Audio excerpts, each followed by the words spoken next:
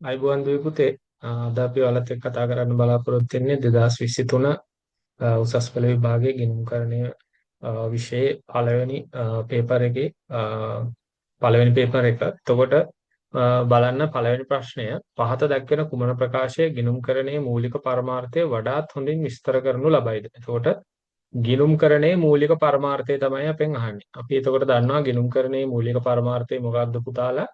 මොකක්ද? ව්‍යාපාරයක් පිළිබඳ ඇල්මක් දක්වන පාර්ශවයන්ට තීරණ ගැනීම සඳහා තොරතුරු සපයන එක තමයි අපි ගිණුම්කරණයේ මූලික පරමාර්ථය විදිහට ඉගෙන ගන්නෙ නේද? අපි ඒක පළවෙනි පාඩමේ මුලින්ම ඉගෙන ගන්නවා ගිණුම්කරණයේ මූලික පරමාර්ථය යටතේ. එහෙනම් බලන්න මේ ගිණුම්කරණයේ මූලික පරමාර්ථය මේ කියන උත්තර පහෙන් කොතනද හරියටම විස්තර කරලා තියෙන්නේ කියලා. මූල්‍ය ප්‍රකාශන පිළියෙල කිරීම සඳහා ගනුදෙනු සටහන් කිරීම. එතකොට ඔන්න අපි කියපු කොටස් ටික මෙතන විස්තර වෙලා නැහැ. එතකොට පුතාලා මේ ගිණුම්කරණයේ මූලික පරමාර්ථය කියද්දී අපි දන්නවා මෙතන අපි අනිවාර්යයෙන්ම බලන්න ඕන කොටස් දෙකක් තියෙනවා. මොකද්ද? තීරණ ගන්න තොරතුරු. තීරණ ගන්න තොරතුරු සපයනවා කියන එක අනිවාර්යෙන් තියෙන්න ඕනේ. ඒක තමයි ගිණුම්කරණයේ මෙතනදී අපි මූලික පරමාර්ථය විදිහට ඉගෙන ගන්න. ඊළඟ බලන්න දෙවෙනි එක නෛතික අවශ්‍යතා සපුරාලීම සඳහා පොදු පරමාර්ථ මූල්‍ය ප්‍රකාශන පිළියෙල කිරීම. එතකොට ඔන්න ඒකක් නෙවෙයි උත්තරේ. ඊළඟ එක බලන්න ඇල්මැති පාර්ශවයන්ට තීරණ ගැනීම සඳහා ආයතනයක් පිළිබඳ තොරතුරු සැපීමන්න. අපි කතා කරපු උත්තරයට ගොඩක් ළඟයිනේ. ඇල්මැති පාර්ශවයන්ට තීරණ ගැනීම සඳහා ආයතනයක් පිළිබඳ තොරතුරු සැපයීම. බලන්න ඊළඟ එකත් ආයතනයක් පිළිබඳ තොරතුරු එහි කළමනාකරුවන්ගේ භාවිතය සඳහා වාර්තා කිරීම. ආයතනයක වාර්ෂික බාහිර විගණනය සඳහා මූල්‍ය ප්‍රකාශන මගින් තොරතුරු සැපීම. එතකොට ඔන්න එහෙනම් ගිණුම්කරණයේ මූලික පරමාර්ථය වඩාත් හොඳින් විස්තර කරන්නේ කීයද? අංක 3නේ. අංක 3. අංක 3 තමයි වඩාත්ම හොඳින් විස්තර කරන්නේ. ඊළඟට බලන්න ආයතනයක මූල්‍ය තත්ත්ව ප්‍රකාශනයෙහි වත්කම් සහ වගකීම් ජංගම සහ ජංගම නොවන ලෙස. එතකොට ජංගම සහ ජංගම නොවන ලෙස වර්ගීකරණය කිරීමට පහත කුමන ගිණුම් කරන සංකල්පය පදනම සපයවනු ලබයිද? එතකොට අපි දන්නා පුතාලා ජංගම සහ ජංගම නොවන කියලා අපි අඳුනගන්නේ මාස 12කට වඩා අඩු කාලයකදී මුදල් ලැබෙනවා නම් සහ අපි වගකීම පියවනවා නම් ඒක අපි ජංගම වත්කම් සහ වගකීම් කියලා හඳුනා ගන්නවා. ඊට අමතරව මාස 12කට වඩා වැඩි කාලයකින් අපිට ප්‍රතිලාභ ලැබෙනවා නම් සහ අපි වගකීම පියවනවා නම් ඒක අපි ජංගම නොවන වත්කම් සහ ජංගම නොවන වගකීම් විදියට හඳුනා ගන්නවා. එතකොට මේ ව්‍යාපාරයක තියෙන වත්කම් මේ විදිහට ජංගම සහ වත්කම් සහ වගකීම් මේ විදිහට ජංගම සහ ජංගම නොවන විදිහට වෙන් කරන්න මූලික වෙන ගිණුම් කරන සංකල්පයක් තියෙනවා. එතකොට මෙතනදී පුතාලා මේ වත්කම් මේ විදිහට ජංගම සහ ජංගම නොවන විදිහට අපි වෙන් කරන්නේ ව්‍යාපාරයක් දැකිය හැකි අනාගතයක්. දැකිය හැකි අනාගතයක් දක්වා පවතිනවා කියන උපකල්පනය මත. එතකොට මේ උපකල්පනය ඇතුළත් වෙන ගිණුම් කරන සංකල්පය මොකද්ද? ගිණුම් කරන සංකල්පය මොකද්ද? අඛණ්ඩ පැවැත්ම. එතකොට ව්‍යාපාරයකට අඛණ්ඩ පැවැත්මක් තියෙනවා නම් විතරයි පුතාලා අපිට මේ වත්කම් සහ වගකීම් ජංගම සහ ජංගම නොවන විදිහට වෙන් කරලා අඳුනගන්න පුළුවන් වෙන්නේ. නේද? ව්‍යාපාරයකට අඛණ්ඩ පැවැත්මක් නැත්තම් අපිට මේ විදිහට මේ ජංගම නොවන සහ ජංගම විදිහට අඳුනා ගන්න බෑනේ. මොකද ව්‍යාපාරයක් ඊළඟ අවුරුද්දේ වහලා දානවා නම් අපිට ව්‍යාපාරයේ තියෙන වත්කම් සහ වගකීම් ජංගම සහ ජංගම නොවන විදිහට තියාගෙන යන්න බෑ. මොකද ව්‍යාපාරය ඊළඟ අවුරුද්දේ වහනවා. එහෙනම් අන්න ව්‍යාපාරයකට අඛණ්ඩ පැවැත්මක් තියෙන හින්දා තමයි අපිට පුළුවන් වෙන්නේ මේ ව්‍යාපාරයක තියෙන වත්කම් සහ වගකීම් ජංගම සහ ජංගම නොවන විදිහට අඳුනා ගන්න. එහෙනම් පුතාලා හරි උත්තරේ මොකද්ද? උත්තරාංක 3. උත්තරාංක 3 ප්‍රශ්නාංක 2ට හරි උත්තරය උත්තරාංක 3. ඊළඟට බලන්න ඊළඟ එකත් අපෙන් අහලා තියෙන සංකල්ප වලින්මයි කල්බදු ගැනුම්කරුගේ මූල්‍ය තත්ත්ව ප්‍රකාශනය. එතකොට පුතාලා කල්බදු ගද්දි දෙන්නෙක් ඉන්නවනේ. විකුණුම්කරුත් ඉන්නවා, ගැනුම්කරුත් ඉන්නවා. ඒතර අපෙන් අහන්නේ ගැනුම්කරුගේ මූල්‍ය තත්ත්ව ප්‍රකාශනයෙහි භාවිත අයිතිය සහිත වත්කම් හඳුනා ගැනීම සඳහා පහත කුමන ගිණුම් කරන සංකල්පය පදනම සපයනු ලබයිද? කල්බදු ගැනුම්කරුගේ මූල්‍ය තත්ත්ව ප්‍රකාශනයෙහි භාවිත අයිතිය සහිත වත්කම් හඳුනා ගැනීම සඳහා පහත කුමන ගිණුම් කරන සංකල්පයේ පදනම සපයනු ලබයි. එතකොට පුතාලා මේ කල්බදු පදනම යටතේ ගන්න වත්කමක තියෙන ලක්ෂණය මොකද්ද? ප්‍රධානම ලක්ෂණය.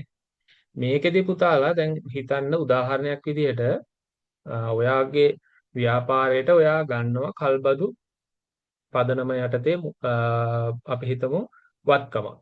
හරි වත්කමක් අපි හිතමු මොකක් හරි උපකරණයක් ගන්නවායි කියලා කල්බදු පදනමට ඔයාගේ ව්‍යාපාරය. එතකොට ඔයා තමයි පුතා ඒ ව්‍යාපාරේ ඒ ගනුදෙනුව ඇතුලේ කල්බදු ගැනුම්කරු වෙන්නේ. එතකොට ඔයා ඒ වත්කම අරගෙන ඔයාගේ ව්‍යාපාරයේ වත්කමක් විදිහට ගිණුම් කරන ඒ කියන්නේ මූල තත්ත්ව ප්‍රකාශනයේ මේක පෙන්නනවා. හැබැයි මේ වත්කමේ අයිතිය ඔයාට තියනවද? මේ වත්කමේ අයිතිය ඔයාට තියනවද? මේ වත්කමේ අයිතිය ඔයාට නැහැ. නමුත් ඔයා මේක මොකද්ද මේ උපකරණය ඔයාගේ ව්‍යාපාරයේ වත්කමක් විදිහට පෙන්නනවා. එතකොට අන්න පුතාලා එතනදී මේ කල්බදු වල තියෙන විශේෂත්වය තමයි වත්කමේ නෛතික අයිතියක් ඔයාට නැති වුණත් වත්කමේ නෛතික අයිතියක් ඔයාට නැති වුණත් මේ වත්කමෙන් ලැබෙන ප්‍රතිලාභ සහ ඒ වත්කම සම්බන්ධ පාඩු ඔයා විසින් විඳ දරා ගන්න නිසා ඔයා ඒක ඒ උපකරණය ඔයාගේ ව්‍යාපාරයේ මූල්‍ය තත්ත්ව ප්‍රකාශනයේ වත්කමක් විදියට අඳුන ගන්නවා. එතකොට මේ කල්බදු ගැනුම්කරුගේ මූල්‍ය තත්ත්ව ප්‍රකාශනයේ භාවිත අයිතිය සහිත වත්කමක් හඳුනා ගන්න මූලික වෙන ගිණුම් කරන සංකල්පය විදිහට අපි හඳුනා ගන්නවා. මොකද්ද පුතාලා? මොකද්ද? යථාරූපී සංකල්පය. එතකොට යථාරූපී සංකල්පයෙන් කියන්නේ පුතාලා අර නෛතික අයිතියට වඩා නෛතික අයිතියට වඩා වත්කමේ ප්‍රතිලාභ ව්‍යාපාරයට ලැබෙන බව තහවුරු වෙන නිසා ඒක ව්‍යාපාරයේ වත්කමක් විදිහට හඳුනා ගන්නවා කියන එක. එහෙනම් තුන්වෙනි ප්‍රශ්නෙට හරි උත්තරය වෙන්නේ උත්තර අංක 4 යථාරූපී සංකල්පය. යථාරූපී සංකල්පය. ඒතර පුතාලා මේ වගේ දේවල් හොඳට මතක තියාගන්න. මොකද මේවා ආයෙ ආයෙ ඔයාලගෙන් අහන්න පුළුවන් දේවල්. මොකද මේවා ඔයා කවදා හරි දවසක ගණකාධිකාරීවරයෙක් වුණාට පස්සේ ඇත්තටම ප්‍රායෝගිකව ඔයාලා විසින් භාවිතා කරන්න ඕන දේවල් නේ. ඔයා කවදා හරි දවසක ගණකාධිකාරී accountant කෙනෙක් වෙලා ව්‍යාපාරයක මේ ගිණුම් තියද්දී ඔයාලා ව්‍යාපාරයට මොකක් හරි කල්බදු පද නැත්නම් ලීස් එකකට වත්කමක් ගන්නවා නම් මේකට කොහොමද මේ ගිණුම් තියන්නේ කියන එක ඔයාලා දැනගෙන ඉන්න ඕන නේද? හරි. ඊළඟට බලන්න අපිට දීලා තියෙන පොඩි විස්තරයක්. ඒ විස්තරය ඇසුරෙන් අපිට කියනවා 4 5 6 කියන ප්‍රශ්න වලට උත්තර සපයන්න කියලා. හරි. එතකොට බලන්න විස්තරය මිහිරි විසින් රුපියල් 50000ක මුදලක් හා ලක්ෂ 5ක මුදලක් සහ රුපියල් ලක්ෂ 4ක් වටිනා ලී බඩු ආයෝජනය කරමින් 2023 1 දින වෙළඳ ව්‍යාපාරයක් ආරම්භ කරන ලදී. මෙම ව්‍යාපාරයේ එදිනම මොකද්ද එකතු කළ අගය මත බදු වැට් සඳහා ලියාපදිංචි කරන ලදී. කෙසේ වුවද ගැනුම් මත වැට් නොමැති බව උපකල්පනය කරන්න. එතකොට ගැනුම් මත වැට් නැහැ. ගැනුම් මත වැට් නොමැති බව උපකල්පනය කරන්න කියලා කියනවා. හරි. පහත ගනුදෙනු 2023 ජනවාරි මාසය තුලදී සිදු වී ඇත. එතකොට ඔන්න ගනුදෙනු ටිකකුත් අපිට දීලා තියෙනවා. පළවෙනි ප්‍රශ්නේ බලන්න. පළවෙනි ප්‍රශ්නෙන් අහන්නේ ගනුදෙනු අංක 1 2 3 ඒවා සිදු වූ අනුපිළිවෙල අනුව මිහිරිගේ ව්‍යාපාරයේ පොත්වල සටහන් කිරීම සඳහා භාවිතා කරන මොනවාද මූලාශ්‍ර ලේඛන තමයි අපෙන් අහන්නේ. මූලාශ්‍ර ලේඛන මූලික සටහන් පොත් නෙවෙයි මූලාශ්‍ර ලේඛන. හරි. එතකොට ගනුදෙනු අංක 1 2 3ට තමයි අපෙන් අහන්නේ. 1 2 3ට තමයි අපෙන් අහන්නේ. හරි. බලන්න එතකොට 1 2 3 පළවෙනි එක බලන්න පිරිවැය රුපියල් ලක්ෂ 4ක් වූ භාණ්ඩ දේශාන් ට්‍රේඩර්ස් වෙතින් ණයට මිලදී ගැනීම. එතකොට පුතාලා මේ දේශාන් ට්‍රේඩර්ස් වලින් කවුද ගන්නෙ? මිහිරි ව්‍යාපාරය තමයි ගන්නෙ. එතකොට මොකක්ද එතනදී අපිට ඕන වෙන්නේ? මොකක්ද එතනදී ඕන වෙන මූලාශ්‍ර ලේඛනය? අපි මොකක් පදනම් කරගෙනද ලියන්නේ පුතාලා? ඉන්වොයිස් නේ. එහෙනම් මෙතන ඉන්වොයිස් නේද? ඉන්වොයිස්. හරි. ඊළඟ එක බලන්න 1.8 දේශාන් ට්‍රේඩර්ස්ගෙන් මිලදීගත් රුපියල් 30000ක් භාණ්ඩ ආපසු යවන ලදී. එතකොට ඔන්න අර ගත්ත භාණ්ඩ වලින් කොටසක් ආපහු යවනවානේ. ඒ කියන්නේ ඒව භාවිතයට නුසුදුසු තත්ත්වයේ තියෙනවා නම් අපි ආපහු යවනවානේ. මේ බීරු ව්‍යාපාරය ආපහු යවලා තියෙනවා. එහෙනම් ආපසු යවද්දි මොකද්ද පුතා වෙන්නේ? ආපසු යවද්දි මොන මූලික ලියවිල්ලද නැත්නම් මූලාශ්‍ර ලේඛනයේද අපි පදනම් කරගන්නේ? මොකද්ද පදනම් කරගන්නේ? දැන් අපි දේශාන් ට්‍රේඩර්ස් අතින් ගත්තාම දේශාන් ට්‍රේඩර්ස් කියන එක්කෙනා අපේ කවුද? ණය හිමියෙක් වෙනවනේ. අපි කවදා හරි දවසක මෙයාට සල්ලි ගෙවන්න ඕන. නේද? මෙයාට සල්ලි ගෙවන්න ඕන. එතකොට දැන් අපිට අර අපි ගත්ත භාණ්ඩ වලින් යම්කිසි ප්‍රමාණයක් ආපහු යවද්දී අර දේශාන් ට්‍රේඩර්ස්ට ගෙවන්න තියෙන ප්‍රමාණයත් මොකද වෙන්නේ පුතා? මොකද වෙන්නේ? ඒ 30000ක් කියන වටිනාකමෙන් අඩු වෙනවනේ. අඩු වෙනවා කියලා කියන්නේ දේශාන් ට්‍රේඩර්ස් හර වෙනවනේ. දේශාන් ට්‍රේඩර්ස් හර වෙනවා. මොකද දැන් දැනට එයා බැර ඒ කියන්නේ අපේ වගකීමක් විදිහට තියෙන්නේ. අර ආපහු යවනකොට මොකද වෙන්නේ? ඒ ගෙවන්න තියෙන ප්‍රමාණයක් අඩු වෙනවා. ඒ කියන්නේ දේශාන් ට්‍රේඩර්ස් හර වෙනවා. එතකොට ඔන්න පොඩ්ඩක් මතක තියාගන්න ලේසි වෙනවා පුතා. එතකොට ඔන්න මොකද්ද? අපිට ගන්න පුළුවන් මේ ආපසු යැවුම් වල මූලාශ්‍ර ලේඛනය මොකද්ද? හරපත. හරපත නේද? හරපත. ඊළඟට 3 බලන්න. තුන්වෙනි ගණිතය 1.15 පිරිවැය රුපියල් 2,50,000ක් වූ භාණ්ඩ රුපියල් 3,45,000කට අත්පිට මුදලට විකුණන ලදී. අත්පිට මුදලට විකුණන ලදී. එතකොට අත්පිට මුදලට තමයි විකුණන්නේ. අත්පිට මුදලට විකුණනකොට අපිට මොනවද හම්බෙන්නේ පුතාලා? මොනවද හම්බෙන්නේ? මොනවද හම්බෙන්නේ? මුදල් ලැබෙනවානේ. එතකොට මුදල් ලැබෙන එක අපි සටහන් කරන්නේ මොකක් පදනම් කරගෙනද? මොකක් පදනම් කරගෙනද? ලදුපතනේ. ලදුපත. ලදුපත. එහෙනම් පළවෙනි ගනුදෙනු තුනට අදාළ මූලාශ්‍ර ලේඛන මොනවද? ඉන්වොයිසිය, හරපත සහ ලදුපත. ඉන්වොයිසිය, හරපත සහ ලදුපත. ඉන්වොයිසිය, හරපත සහ ලදුපත. එහෙනම් හතරවෙනි එකට හරි උත්තරේ මොකද්ද? උත්තරාංක 3නේ. උත්තරාංක 3. පැහැදිලිද? ඊළඟ එක බලන්න. මිහිරිගේ ආරම්භක ආයෝජනය සහ ගනුදෙනු අංක 3 සහ 5. එතකොට ඔන්න ආරම්භක ආයෝජනයයි ගනුදෙනු අංක 3යි 5යි. ඒවා සිදු වූ අනුපිළිවෙලින් සටහන් කිරීම සඳහා භාවිතා කරනු ලබන මූලික සටහන් පොත්. කලින් අපෙන් ඇහුවේ මූලාශ්‍ර ලේඛන. දැන් අපෙන් අහනවා මොනවද? මූලික සටහන් පොත් කවරේද කියලා. මූලික සටහන් පොත් කවරේද කියලා. එතකොට බලන්න පුතාලා. එතකොට බලන්න. එතකොට බලන්න. මෙන්න දැන් අපෙන් කියන්නේ මොකද්ද? මිහිරිගේ ආරම්භක ආයෝජනයයි 3යි 5යි කියන ගනුදෙනු ටික. හරිද? තුන්වෙනි ගනුදෙනුවයි පස්වෙනි ගනුදෙනුව. ඔන්න එතකොට ආරම්භක ආයෝජනය බලන්න පුතාලා මේ ආරම්භක ආයෝජනය කොටස් දෙකක් තියෙනවානේ. එකක් තියෙනවා මුදල් ආයෝජනය. නේද? ලක්ෂ 5ක මුදල් ආයෝජනය. ඊළඟ එක තියෙනවා ලක්ෂ 4ක් වටිනා ලී බඩු. එතකොට පුතාලා මෙතනදී මොකක්ද වෙන්නේ? මෙතනදී අපිට මූලික සටහන් පොත් දෙකක් යොදා ගන්න වෙනවානේ. මුදල් හම්බෙනවා. එහෙනම් මුදල් හම්බෙනකොට මුදල් හම්බෙනවා. අනිත් එක තමයි මොකද්ද?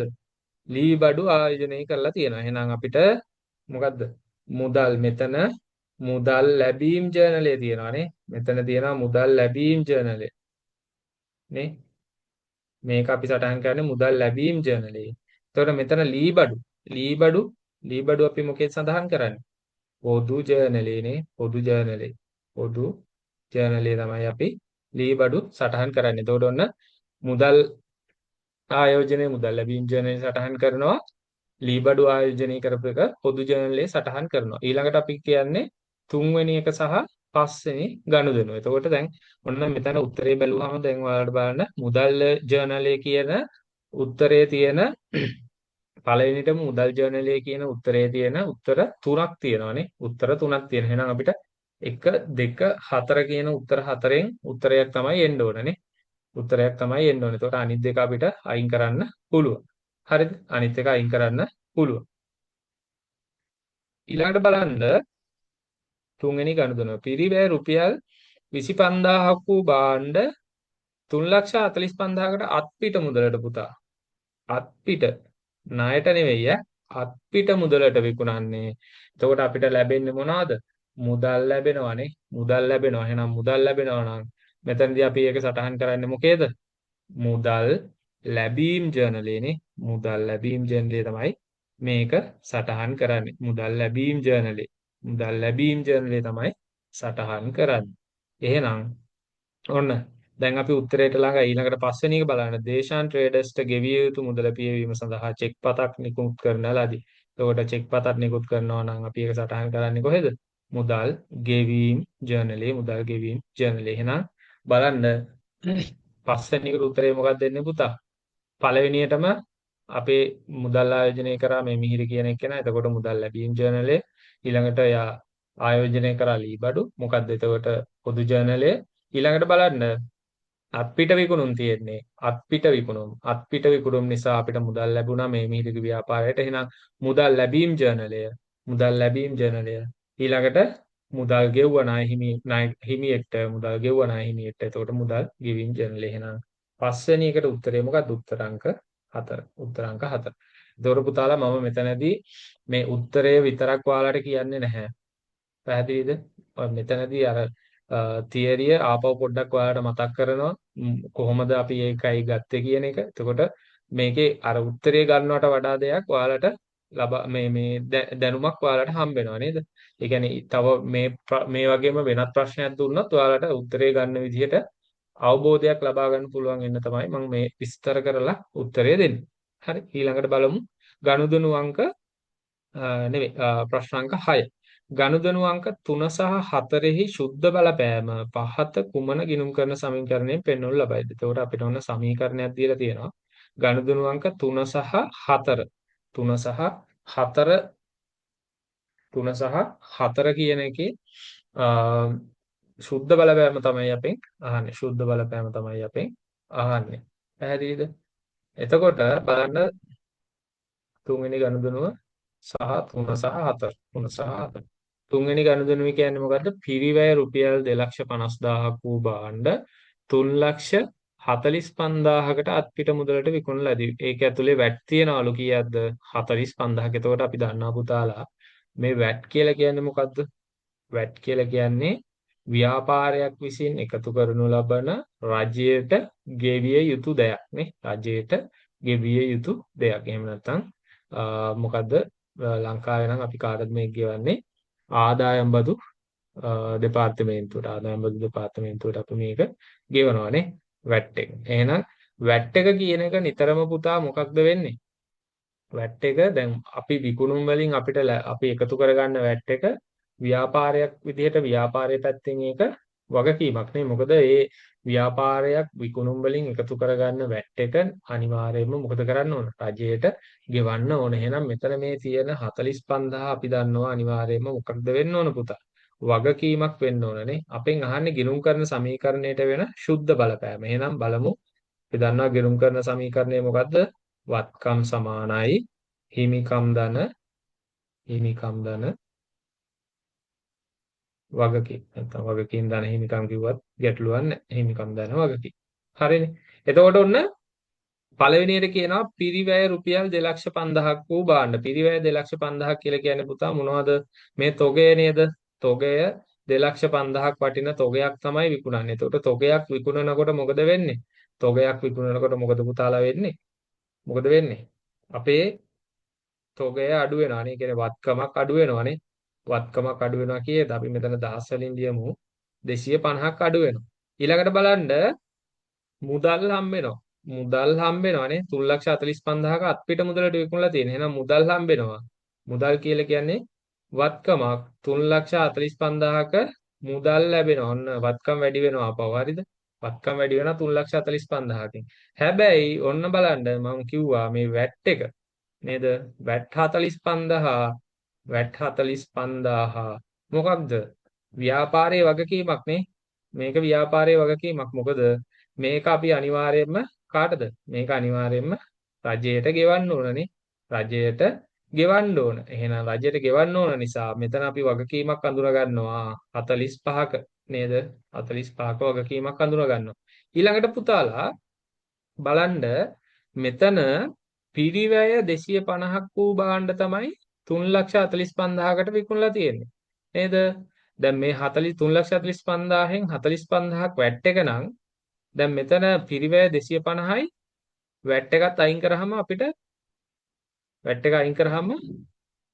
ලක්ෂ 3ක් තියෙනවනේ. ඒ කියන්නේ මෙතන ලාභයක් තියෙනවා කීයක්ද?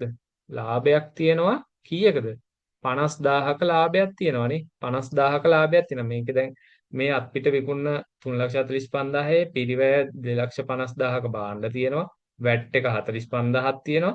ඊට අමතරව අපිට ප්‍රොෆිට් එකක් ලාභයක් තියෙනවා. කීයද? 50,000. එහෙනම් 50,000ක ලාභය අපි කාටද දෙන්නේ? අයිතිකාරයට නේ. එහෙනම් අපි ඒක හිමිකමට එකතු කරනවා. එහෙනම් හිමිකම වැඩි වෙනවා කීයකින්ද? 50,000කින්. ඔන්න ඊළඟට අපිට කියන්නේ 3 සහ 4 නේ. 3 සහ 4නේ කියන්නේ. ඔව් 3 සහ 4. ඊළඟට හතරවෙනි ගනුදෙනුව බලන්න. පිරිවැය රුපියල් කීයද? 10,000ක් වූ භාණ්ඩ 1,38,000කට ණයට විකුණලා තියෙනවා. 1,38,000කට ණයට විකුණලා තියෙනවා. එතකොට ඒකෙත් තියෙනවා 18,000ක වැට්. 18,000ක වැට් එකක් තියෙනවානේ. අර වගේමයි. එහෙනම් අර විදිහම තමයි ගනුදෙනුව සටහන් කරන්න තියෙන්නේ. එකම වෙනස කලින් අත්පිට දැන් ණයට. හරිද? එහෙනම් පිරිවැය ලක්ෂයක තොගයක් අයින් වෙනවලු. ඔන්න තොගය අයින් කරා. ඊළඟට බලන්න මුදල් හම්බෙනවලු කීයද? 1,38,000ක් නේ. මුදල් කියන්නේ වත්කමක් වැඩි වෙනවා 1,38,000කින්. ඊළඟට බලන්න අර විදිහමයි වැට් එක තියෙනවා 18,000ක්. එහෙනම් වැට් එක අපි අනිවාර්යයෙන්ම කාටද? රජයට ගෙවන්න ඕන. වැට් එක රජයට ගෙවන්න ඕන නිසා වගකීම් වැඩි වෙනවා 18,000කින්. ඊළඟට මෙතන ලාභයක් තියෙනවානේ. ලක්ෂයක තොගයක් 1,38,000කට විකුණනවා 18,000ක් වැට් එක ගියාම මෙතන 1,20,000ක් වෙනවා. එහෙනම් පිරිවැය ලක්ෂයක් වූ භාණ්ඩ විකුණලා 1,20,000ක් අපිට 1,38,000ක් හම්බ වුණාට 18,000ක් වැට් එක. එතකොට තව 20,000ක් වැඩිපුර හම්බෙලා තියෙනවා. එහෙනම් මේ 20,000 මොකක්ද පුතාලා? ලාභේනේ. ලාභේ කාටද අයිති?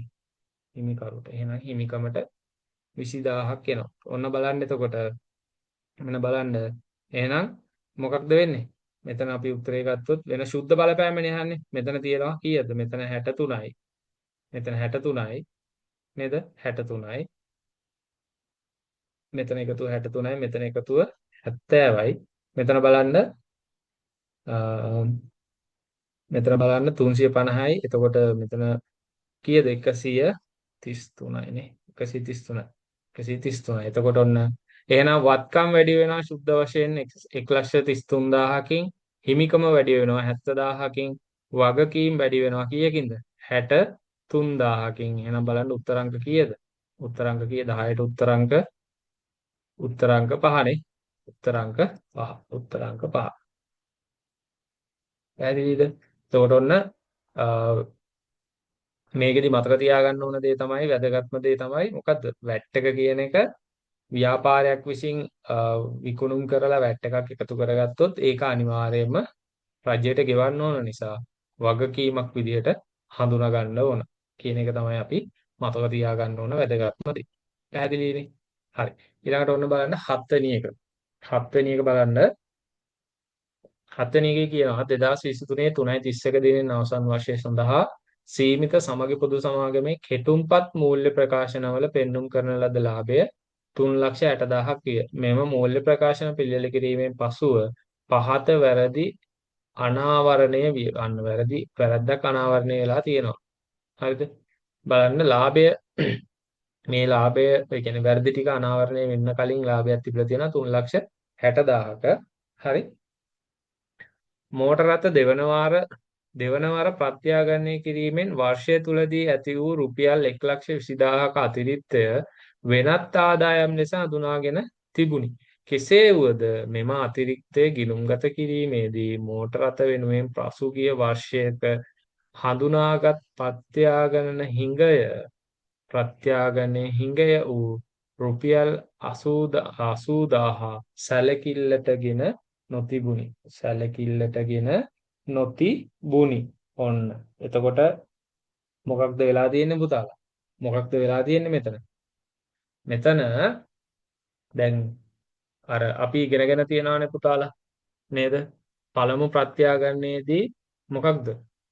හිඟයක් ඇති වුණොත් අපි ඒක මොකක් විදිහටද ගන්නෙ? වියදමක් විදිහට ගන්නවානේ. වෙනත් වියදමක් විදිහට ගන්නවා. ඊළඟට එතකොට ඒ වත්කමම නැවත ප්‍රත්‍යාගනය කරලා අතිරික්තයක් ආවොත් අපිට වෙනත් ආදායම් විදියට අඳුනගන්න පුළුවන් වෙන්නේ අර පළමු ප්‍රත්‍යාගනණයෙන් අඳුනාගත්ත හිඟයට සමාන ප්‍රමාණයක් විතරයි. නේද? සමාන ප්‍රමාණයක් විතරයි. එතකොට පුතාලා මෙතන දෙවන වර ප්‍රත්‍යාගණනයෙන් අපි අඳුනගෙන තියනවලු කීයක්ද? 1,20,000ක්. පළවෙනි වාර අතිරික්තයක් 1,20,000ක අතිරික්තයක්. හරිද? එතකොට පළමු වර ප්‍රත්‍යාගණනයෙන් අඳුනාගෙන තියෙන්නේ හිඟයක්. කීයකද? රුපියල් 80,000ක. එහෙනම් අපි දන්නවා මේ ප්‍රත්‍යාගණනයේදී අපිට අර අතිරික්තයක් දෙවනවර ප්‍රත්‍යාගණනයෙන් අඳුනාගත්තොත් ඒ අතිරික්තය වෙනත් ආදායමක් විදිහට අඳුනගන්න පුළුවන් වෙන්නේ පළමු වර ප්‍රත්‍යාගණනයෙන් ඇති වූ හිඟයට සමාන ප්‍රමාණයක් විතරයි. ඉතුරු ටික අපි ගන්නවා මොකක් විදිහටද? වෙනත් විස්තීර්ණ ආදායම් විදිහට නේද? ඒක අපි දන්නවා බදුපසු ලාභයෙන් බදුපසු ලාභයට අපි එකතු කරනවා වෙනත් විස්තීර්ණ ආදායම්. මේ කොටස යටතේදී අපි දැන් අර ආදායම් අ, විස්තීර්ණ ආදායම් ප්‍රකාශනය හදනවානේ නේද? සමාගම් වල විස්තීර්ණ ආදායම් ප්‍රකාශනය හදද්දී බදු පෙරලාභයට බදු අඩු කරලා ඊට පස්සේ අපිට එනවා බදු පසුලාභය. බදු පසුලාභයට අපි එකතු කරනවා මොනවද? වෙනත් විස්තීර්ණ ආදායම්. එතකොට මෙන්න මේ අතිරික්තයේ කොටස් දෙකක් තියෙනවා. එකක් අපිට පුළුවන් වෙනත් ආදායම් විදිහට පළවෙනි ප්‍රත්‍යාගණනයෙන් ඇතිවෙච්ච හිඟයට සමාන ප්‍රමාණයක් හඳුනා ගන්න. ඉතුරු කොටස අපි හඳුනා ගන්නවා මොකක් විදිහටද?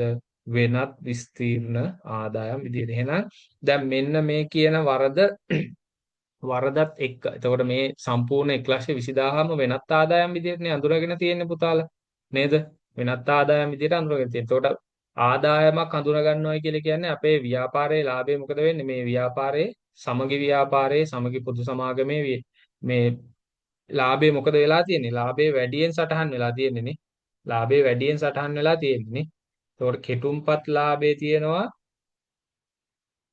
360ක්. මේ 360 ඇතුලේ පුතාලා මේ 1,20,000ක් තියෙනවා වෙනත් ආදායම් විදියට. හැබැයි ඇත්තටම අඳුනා ගන්න පුළුවන් ප්‍රමාණය කීයද? 80,000ක් විතරයිනේ. එහෙනම් වැඩිපුර අඳුනගෙන තියෙනවා කීයක්ද? 40ක්. වැඩිපුර අඳුනගෙන තියෙනවා 40,000ක්. මේ 40,000 මොකද කරන්න ඕන? අයින් කරන්න ඕනනේ. මේ වැඩිපුර අඳුනගත්ත 40,000 අපි අයින් කරන්න ඕන. මේ 40,000 යනවා වෙනත් විස්තීර්ණ ආදායම් වලට. පැහැදිලිද? ඊළඟට ඔන්න බලන්න තව එකක් තියෙනවා. තව එකක් තියෙනවා. මොකක්ද කියන්නේ? ප්‍රවර්තන වර්ෂයට අදාළ ඡායා පිටපත් යන්ත්‍රයේ නඩත්තු වියදම වූ රුපියල් 30,000ක් කවද්ද 2022 4යි 1 දින ගෙවන ලද අතර එය කාර්යාල උපකරණ ගිණුමට හර කර මුදල් ගිණුම බැර කර ඇත. එතකොට ඔන්න පුතාලා මොකද්ද වෙලා තියෙන්නේ? මේ ඡායා පිටපත් යන්ත්‍රයක් නඩත්තු කරන්න තියෙනවා. එතන නඩත්තු වියදමක් වැරදීමකින් දාලා තියෙනවා මොකේදද? කාර්යාල උපකරණ ගිණුමටනේ. කාර්යාල උපකරණ ගිණුම. ඒතර කාර්යාල උපකරණ ගිණුම කියලා කියන්නේ පුතාලා වත්කම් ගිණුමන්නේ. මේ වත්කම් ගිණුමට හර කරලා තියෙනවා. හැබැයි මේ යන්ත්‍ර නඩත්තු වියදම අපි දන්නවා මොකද්ද? මේක වත්කමක් නෙමෙයි මේක වියදමක් නේද? මේක වියදමක්. මේ වියදම හඳුනාගෙන නැහැ. මේ වියදම හඳුනා ගන්න නැතුව මොකද කරලා තියෙන්නේ? ඒක වත්කම් ගිණුමට හර කරලා තියෙනවානේ. වත්කම් ගිණුමකට කාර්යාල උපකරණ වත්කම් ගිණුමට හර කරලා තියෙනවා. හැබැයි ඇත්තටම මේක වියදමක්. එහෙනම් මේ වියදම මොකද වෙලා තියෙන්නේ? හඳුනාගෙන නැහැනේ. මේ වියදම හඳුනාගෙන නැහැ. එහෙනම් අපි මොකද කරන්න ඕන? මේ වියදම හඳුනා ගන්න ඕන. එහෙනම් වියදමක් හඳුනා ගන්නවා කියන්නේ මොකද්ද? ලාභය තව අඩු වෙනවානේ. වියදම් වැඩි වෙනකොට ලාභය අඩු වෙනවා. එහෙනම් මේ කෙටුම්පත් ලාභයෙන් මොකද වෙන්න ඕන? 30,000ක් අඩු වෙන්න ඕන. එතකොට කාර්යාල උපකරණ ගිණුමට හර කරලානේ තියෙන්නේ. එතකොට මොකද කරලා තියෙන්නේ? කාර්යාල උපකරණ වර්ෂයකට පිරිවැය මත වාර්ෂිකව 120 බැගින් ඡය කරනවලු. අන්න. එතකොට දැන් මේ වියදම දරලා තියෙන පුතාලා ගිණුම් වර්ෂයේ ආරම්භක දිනේ හරි මේ බලන්න 2022 4යි 1 අපි මේ කෙටුම්පත් ලාභය අරගෙන තියෙන්නේ 2023 3.31. එතකොට 2022 4යි 1 තමයි මේ වියදම කරලා තියෙන්නේ. මේ අපි කෙටුම්පත් ලාභය හොයාගෙන තියෙන්නේ 2023 3.31. එතකොට අවුරුද්දක් ගිහිල්ලානේ. අවුරුද්දක් ගිහිල්ලා මෙන්න මෙතනදී තමයි මේ වියදම කරලා තියෙන්නේ. අවුරුද්දේ පළවෙනි දවසේ. මේ වියදම හැබැයි අපි වත්කමක් විදියට අඳුරගෙන තියෙන වැරද්ද නිවැරදි කරන්න මොකද කරන්නේ? ලාභයෙන් ඒ 30,000 අඩු කරනවා. ඊට අමතරව තව වරදක් වෙනවනේ පුතාලා. නේද? මේ කෙටුම්පත් ලාභය ගන්නකොට මෙන්න මේ කාර්යාල උපකරණ මොකද කරන්නේ? වාර්ෂිකව 120ක් ෂෙයා කරලා තියෙනවානේ. වාර්ෂිකව 120ක් ෂෙයා කරලා තියෙනවා. එහෙනම් මේ 30000 මොකද කරලා තියෙන්නේ? කාර්යාල උපකරණ ගිණුමේ වත්කමක් විදිහට තිබිලා තියෙනවානේ. එතකොට ෂෙයා අපි මේකට ෂෙයා හඳුනගෙන තියෙනවානේ. කීයක්ද? 120ක් අවුරුද්දටම හඳුනගෙන තියෙනවා. කොච්චරද? එතකොට අපිට එනවා 6000ක් නේ. අපි මෙන්න මේ කෙටුම්පත් ලාභය ගද්දී ෂෙයා හඳුනාගෙන තියෙනවා කොච්චරද? ෂෙයා හඳුනාගෙන තියෙනවා 6000ක්. මේ 6000 මොකද කරන්න ඕන? නැවත අර ලාභය, ඒ කියන්නේ ලාභය හොයද්දී අපි මේ ෂෙයා වියදමක් විදිහට අඩු කරලා තියෙනවානේ නේද? වියදමක් විදිහට අඩු කරලා තියෙනවා. වියදමක් විදිහට අඩු කරලා තියෙනවා. ඒ වියදම නැවත මොකද කරන්න ඕන? එකතු කරන්න ඕන. මොකද ඇත්තටම මේ යන්ත්‍රයේ නඩත්තු වියදම විදිහට මේ 30000ම අපි අඩු කරා. ඒතකොට මේ කාර්යාල උපකරණ ගිණුමට වත්කමක් විදිහට මේ 30000 යන්න බෑ. හැබැයි ඒක අපි වැරදියට අඳුනගෙන මූල්‍ය ප්‍රකාශනවල කෙටුම්පත් ලාභයක් අඳුරගෙන තියෙනවා 3,60,000ක්. එහෙනම් මේ 6,000 අපි මොකද කරන්න ඕන? මෙතනින් මේ ලාභය හොයද්දී අඩු කරපු 6,000 නැවත මොකද කරන්න ඕන? ෂෙයා විදිහට ලාභය හොයද්දී අඩු කරලානේ තියෙන්නේ. ඒ අඩු කරපු ටික නැවත මොකද කරන්න ඕන? එකතු කරන්න ඕන. එතකොට අපිට එනවා මොකද්ද? නිවැරදි ලාභය 2023 3.31 අවසන් වශයෙන් නිවැරදි ලාභය අපිට එනවා. කීයක්ද එතකොට පුතාලා බලන්න. 3,60,000න් 70ක් ගියම 2,90,000යි 2,90,000ට 6,000ක් එකතු වුණාම 2,96,000යි නේද? එහෙනම් උත්තරේ කීයද? උත්තර අංක 5.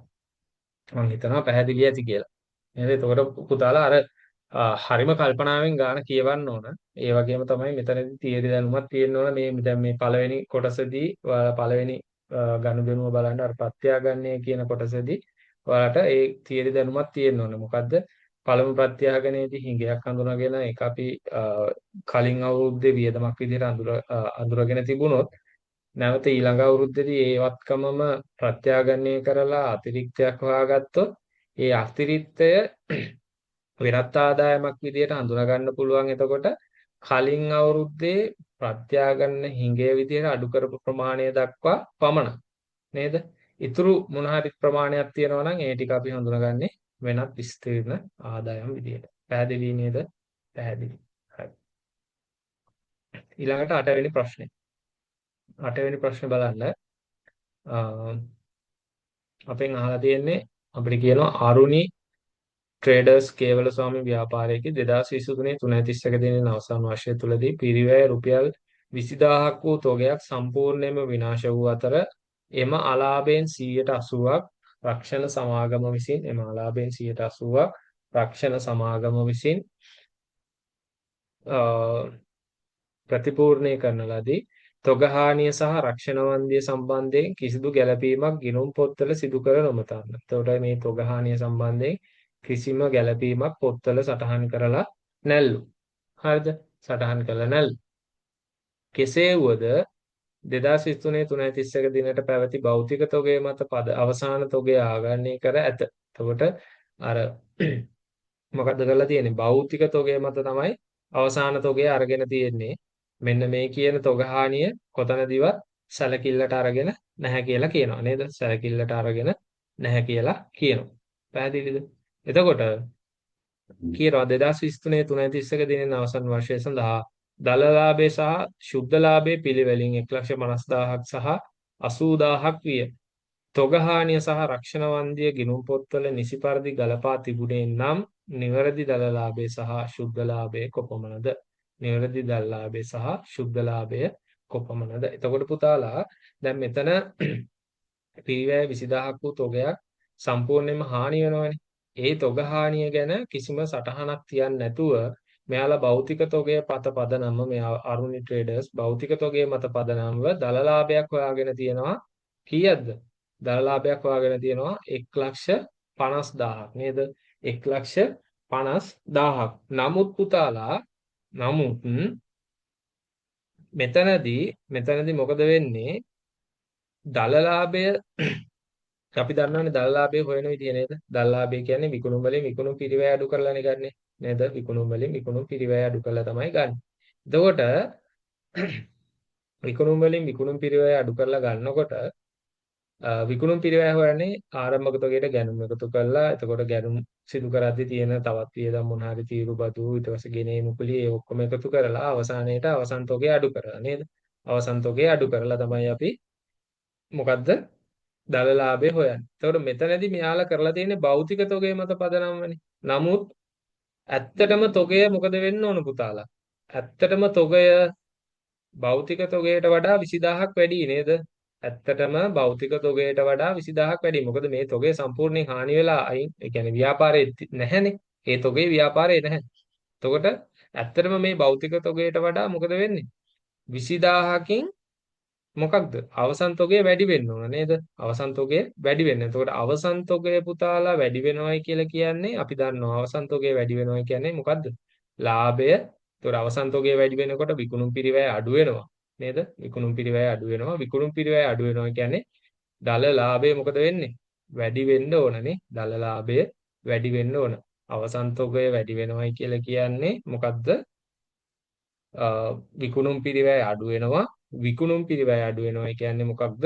ව්‍යාපාරයේ දල ලාභය වැඩි වෙන්න ඕන. එහෙනම් මෙන්න මෙතන මේ අඳුනගෙන තියෙන දල ලාභය 1,50,000 මොකද වෙන්න ඕන? 20000කින් වැඩි වෙන්න ඕන. මොකද අවසන් තොගය 20000කින් වැඩිනේ නේද? ඒ අවසන් තොගය මෙයාලා සලකා බලන්නේ නැතුවනේ කරලා තියෙන්නේ. එහෙනම් දල ලාභය කීයක්ද වෙන්නේ පුතාලා? 1,70,000ක් වෙන්න ඕන. නේද? එතකොට 1,70,000 යන උත්තර දෙකක් තියෙනවා. දෙකක් තියෙනවානේ. උත්තර දෙකක් තියෙනවා. පැහැදිලිද? එහෙනම් ඊළඟට තව එකක් කියනවා නේද? මේ බලන්නකො. මෙතන බලන්න. ඊළඟට කියනවා මේ බලන්න. මේ තොග හානියට අලාභයෙන් 180ක් 180ක් කවුද පුතාලා? රක්ෂණ සමාගමෙන් දෙනවලු නේද? රක්ෂණ සමාගමෙන් දෙනවලු. එහෙනම් 180ක් කීයද? 180ක් කියලා කියන්නේ කීයද පුතාලා? 16000ක් නේ 16000ක්. එහෙනම් මෙන්න මේ 16000 අපිට මොනවාද? රක්ෂණ වන්දි කියලා වෙනත් ආදායමක් වෙනවනේ. රක්ෂණ වන්දි කියලා. මොකක්ද වෙන්නේ? මේක වෙනත් ආදායමක් විදිහට අපිට හඳුනා ගන්න පුළුවන්. රක්ෂණ වන්දි කියලා වෙනත් ආදායමක් විදිහට හඳුනා ගන්න පුළුවන්. එතකොට වෙනත් ආදායමක් විදිහට හඳුනාගද්දී මොකද වෙන්නේ? මේ දලලාභයට පස්සේනේ වෙනත් ආදායම් එන්නේ. එතකොට මේ අපේ හොයාගත්ත ශුද්ධ ලාභයට මොකද වෙන්න ඕන? මේ 16000 එකතු වෙන්න ඕන. එහෙනම් හරි උත්තරේ වෙන්නේ කීයද? 1,70,000ක් සහ 96,000ක්. 1,76,000ක් සහ 1,70,000ක් සහ 96,000ක්. පැහැදිලිද? ඔන්න උත්තර ප්‍රශ්න අංක 8ට උත්තරේ. හරි. ඊළඟට බලමු අංක 9 සහ 10 ප්‍රශ්න වලට පිළිතුරු සැපයීමට පහත තොරතුරු භාවිතා කරන්න. නිෂ්පාදන ව්‍යාපාරයක් වන සීමිත අරලිය පොදු සමාගම එහි මෙහෙයුම් කටයුතු 2022 4.1 දින ආරම්භ කරන ලදී. 2023 3.31 දිනෙන් අවසන් වර්ෂය තුලදී ව්‍යාපාරයේ සිදු වූ ගනුදෙනු වලට අදාළ පහත තොරතුරු දී ඇත. හරිද? ඔන්න එතකොට මේ ගානේ අපේ මුලින්ම අහන්නේ 2023 3.31 දිනෙන් අවසන් වර්ෂය සඳහා ප්‍රාථමික පිරිවැය. මේ නිෂ්පාදන ව්‍යාපාරයක් නේ පුතාලා. එතකොට නිෂ්පාදන ව්‍යාපාරය අපෙන් අහන්නේ ප්‍රාථමික පිරිවැයනේ. එතකොට ප්‍රාථමික පිරිවැය කියන එකට අපි දන්නවා පුතාලා මොනවද එකතු වෙන්නේ? ඍජු පිරිවැය ප්‍රාථමික පිරිවැයට එකතු වෙන්නේ ඍජු ද්‍රව්‍ය, ඍජු ශ්‍රමය සහ ඍජු වෙනත් කියන වියදම් නේද? දැන් එතකොට අපි නිෂ්පාදන ව්‍යාපාරයක නිෂ්පාදන ගිණුමක් හැදුවොත් එහෙම මොනවද? ඍජු ද්‍රව්‍ය මිලදී ගැනීම, ඍජු ශ්‍රමය, ඍජු වෙනත් කියන වියදම් ටිකේ එකතුව තමයි අපි ප්‍රාථමික පිරිවැය විදිහට ගන්නෙනේ. ප්‍රාථමික පිරිවැය විදිහට ගන්න. එතකොට ඔන්න අපිට දීලා තියෙනවා 2022 4.1. එතකොට මේ ව්‍යාපාරයේ මෙහෙයුම් කටයුතු පටන් ගත්ත දවසේ මොකද්ද කරලා තියෙන්නේ? මිලදීගත් යන්ත්‍රවල පිරිවැය මිලියන 8,000යි මිලියන 8,000යි ඒකේ ඵලදායී ජීවිත කාලය වසර 10යි. මිලදීගත් ඍජු අමුද්‍රව්‍ය පිරිවැය මිලියන 5,500යි. හරි. ඍජු ශ්‍රම පිරිවැය මිලියන 4,000යි. නිෂ්පාදන පොදු කාර්ය පිරිවැය යන්ත්‍ර ෂ හැර යන්ත්‍ර මෙතනදී යන්ත්‍ර ෂ කියන එක ආදාළ කරගෙන නැහැ මෙයාලා. ඒක නැතුව මිලියන 800ක් තියෙනවලු. ඊළඟට තියෙනවා මිලදීගත් අමුද්‍රව්‍ය වලින් 120ක් 2023 3.31 දින තොගය ලෙස ඉතිරිව ඇත. එතකොට ඔන්න ඉතිරි තොගයක් තියෙනවා. පුතාලා ඉතිරි තොගයක් තියෙනවා. ඊළඟට කියනවා 2023 3.31 දිනට නොනිමි තොගය රුපියල් මිලියන 450ක් විය. නොනිමි තොග ප්‍රාථමික පිරිවැයට අගය කරනු ලබයි. එතකොට ඔන්න නොනිමි තොග අගය කරනවා කියලා කියන්නේ ප්‍රාථමික පිරිවැයට. හරිද? ප්‍රාථමික පිරිවැයට. රුපියල් මිලියන 550ක පිරිවැය වූ අමුද්‍රව්‍ය වර්ෂය තුලදී සම්පූර්ණයෙන්ම විනාශ වෙලාලු. අන්න. මොකද්ද වෙලා තියෙන්නේ? මිලියන 550ක සමාවෙන්න රුපියල් මිලියන 550ක පිරිවැය වූ අමුද්‍රව්‍ය වර්ෂය තුලදී සම්පූර්ණයෙන්ම විනාශ වෙලා තියෙනවලු. හරිද? එතකොට මං කිව්වා මොකක්ද? අපි මොනවාද ඍජු ප්‍රාථමික පිරිවැය විදිහට ගන්නෙ? ප්‍රාථමික පිරිවැය විදිහට ගන්නෙ මොනවාද? ඍජු ද්‍රව්‍ය, ඍජු ශ්‍රමය, ඍජු වෙන. මේ තුනේ එකතුව තමයි අපි මොනවද? ප්‍රාථමික පිරිවැය විදිහට ගන්න. පැහැදිලිද? එතකොට පුතාලා මෙන්න අමුද්‍රව්‍ය මිලට ගැනීම අපිට දීලා තියෙනවානේ. අමුද්‍රව්‍ය මිලට ගැනීම අපිට දීලා තියෙනවානේ. කීයක්ද? 5,50,000යි. ඊළඟට ඍජු ශ්‍රමයත් අපිට දීලා තියෙනවානේ. හරි ලේසි. 4,000ක් දීලා තියෙනවා. හැබැයි මෙන්න බලන්න. මෙතන කියනවා මොකද්ද? මෙතන කියනවා මේ අමුද්‍රව්‍ය වලින් පුතාලා ඉතිරි තොගයක් තියෙනවානේ. නේද? ඉතුරු තොගයක් තියෙනවා. එහෙනම් මේ ඉතිරි තොගය අපි මොකද කරන්න ඕන? අඩු කරන්න ඕනනේ. ඉතිරි තොගය අඩු කරන්න ඕන. 9,500යි. ඉතිරි තොගය අඩු කරන්න ඕන. මොකද මේ ටික තාමත් නිෂ්පාදන කටයුතු වලට යොදාගෙන නැහැ. එතකොට මිලදීගත් අමුද්‍රව්‍ය ප්‍රමාණය සම්පූර්ණ කීයද?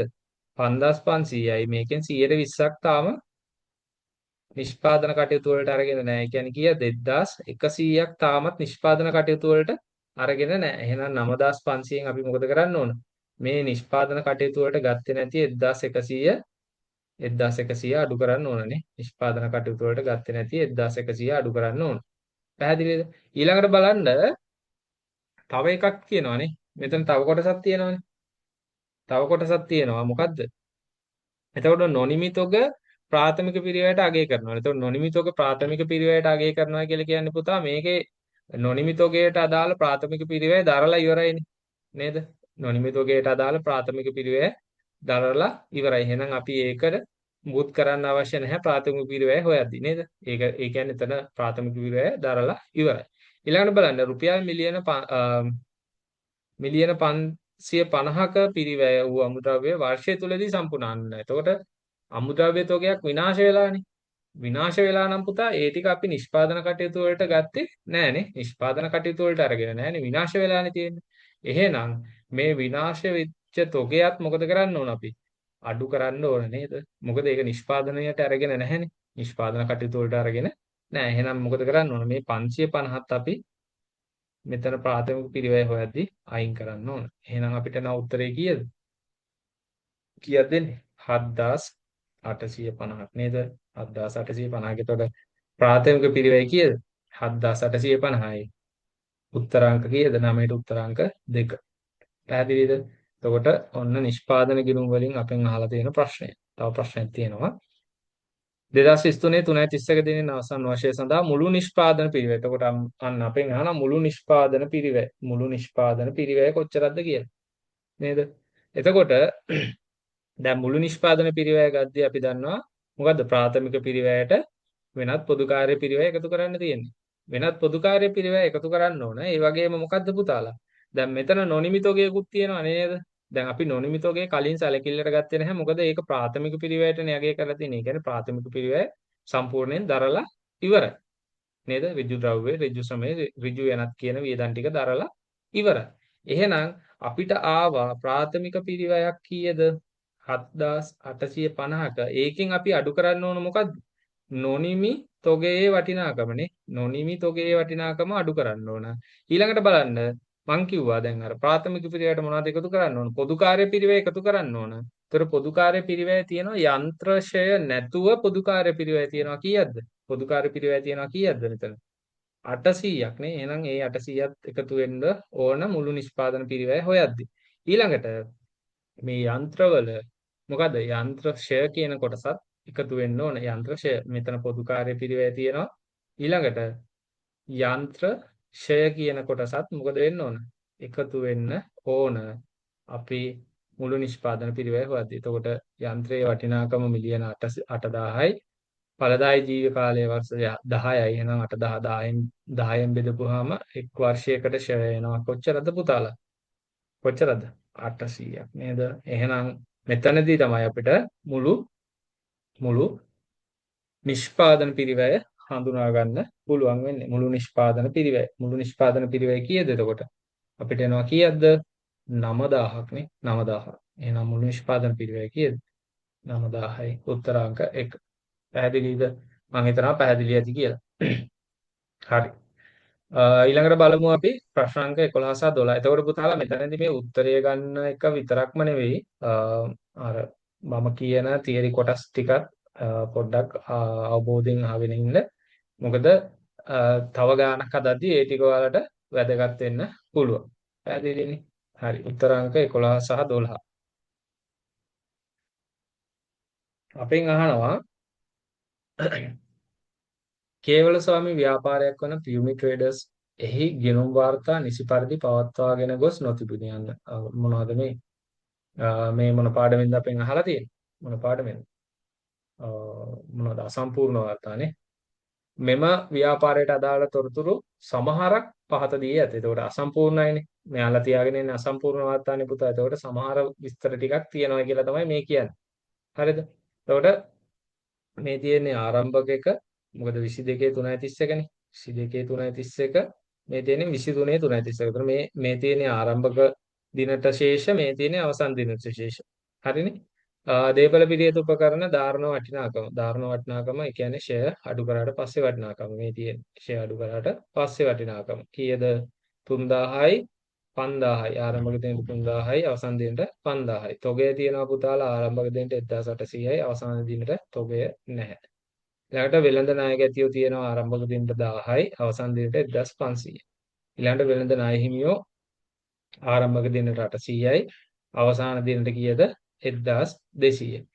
බලන්න 2023 3:31 දිනෙන් අවසන් වර්ෂයට අදාළ මෙහෙයුම් වියදම් රුපියල් 2,50,000ක් වර්ෂය තුලදී මුදලින් ගෙවන ලදී. එතකොට වර්ෂය තුලදී මෙහෙයුම් වියදම් ගෙවලා තියෙනවලු 2,50,000ක්. තවද මෙම වර්ෂය තුලදී වෙළඳ ණයගැතියන්ගෙන් රුපියල් මිලියන 3ක් එකතු කරගන්නා ලද අතර රුපියල් මිලියන 2.5ක් මිලියන 2.5ක් එහෙම නැත්නම් ලක්ෂ 25ක් වෙළඳ ණය හිමියන්ට ගෙවන ලදී. සියලුම විකුණුම් සහ ගැනුම් ණය පදනන්න. සියලුම විකුණුම් සහ ගැනුම් දෙකම වෙන්නේ මොකද්ද? ණය පදනමට සිදු කරනු ලබයි. වර්ෂය තුලදී පිරිවැය රුපියල් කීයක්ද? ලක්ෂ 22.50,000ක් වූ උපකරණ මිලදීගත් අතර දේපල පිරියත සහ උපකරණ ඉවත් කිරීම සිදු වී නැත. දේපල පිරියත උපකරණ ඉවත් කිරීම සිදු වෙලා නැල්ල. හරිද? පිරිවැය මත 125ක ලාභයක් සහිතව ආයතනය විසින් භාණ්ඩ විකුණු ලද. එතකොට පිරිවැය මත 125ක්. හරි. පිරිවැයට 125ක ලාභයක් තියලා තමයි භාණ්ඩ විකුණනවා කියන්නේ. පැහැදිලිනේ? හරි. අපෙන් අහන පළවෙනි ප්‍රශ්නය 2023 3:31 දිනෙන් අවසන් වර්ෂය සඳහා විකුණුම් පිරිවැය. විකුණුම් පිරිවැය කොච්චරද කියලා අහනවා. එතකොට පුතාලා දැන් මෙතන විකුණුම් පිරිවැය ගන්න නම් අපි මොකද කරන්න ඕන? අවසන් තොගය අපිට අවශ්‍යයිනේ. නේද? අවසන් තොගය අවශ්‍ය වෙනවා. නේද? ඊළඟට ගැනුම් කොච්චරද කියලා හොයාගන්නත් ඕන වෙනවා. මොකද අපිට ආරම්භක තොගය තියෙනවා. ගැනුම් නැහැ. අවසන් තොගයක් නැහැ. නේද? අවසන් තොගයක් නැහැ. එහෙනම් අපි බලමු කොහොමද ඒක හොයාගන්නේ කියලා. දැන් අපිට කියලා තියෙනනේ පුතාලා මුළු ගැනුම් සහ විකුණුම් ඔක්කොම කරන්නේ ණය පදනමට. නේද? එහෙනම් ණය හිමි ගිණුම තියෙනවානේ. නේද? ණය හිමි ගිණුම තියෙනවා. ඒතකොට ණය හිමි ගිණුමේ ආරම්භක ශේෂයක් තියෙනවා පුතා කීයක්ද? 800ක් නේද? 800යි. අවසන් ශේෂය තියනවා කීයක්ද? 1200යි. ඊට අමතරව අපිට කියනවා මේ බලන්න වර්ෂය තුලදී ගෙවලා තියනවලු ණය හිමියන්න කීයක්ද? 2500ක් නේ. මුදලින් ගෙවලා තියෙන. ඒතර මුදල් බැර වෙලා ණය හිමිය මොකද වෙන්නේ? හර වෙන්න ඕන අන්න. එතකොට අපිට හොයාගන්න පුළුවන් වර්ෂයේ ගැනුම් කොච්චරක්ද කියලා. පැහැදිලිද? මේ ගිණුම තුලනය කරාම අපිට හොයාගන්න පුළුවන් වර්ෂයේ ගැනුම් කොච්චරක්ද කියලා නේ. ගැනුම් කොච්චරක්ද එතකොට? ගැනුම් වෙනවා 2900ක් නේ. ගැනුම්. මෙන්න තියෙනවා ගැනුම්.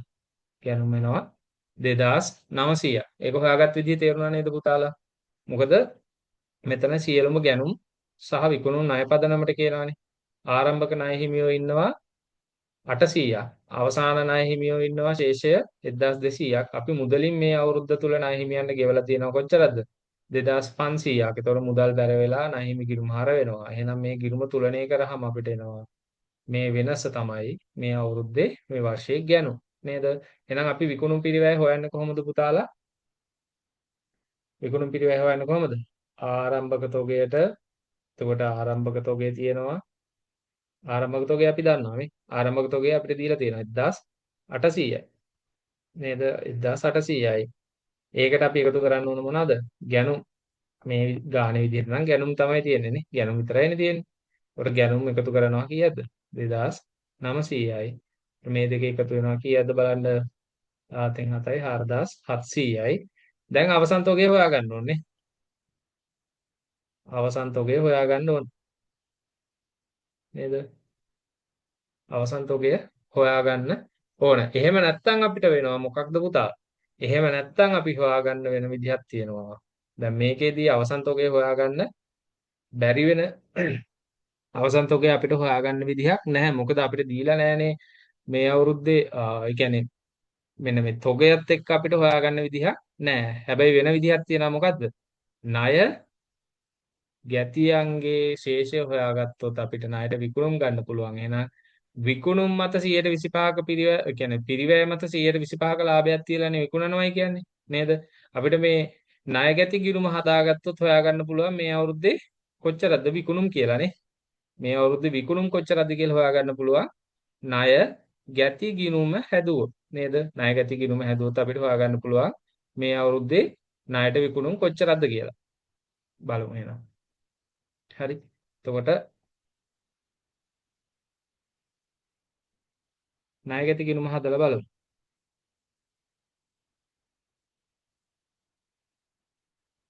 එතකොට ණයගැතියන්ගේ ආරම්භක ශේෂයක් තියෙනවා පුතාලා කීයද?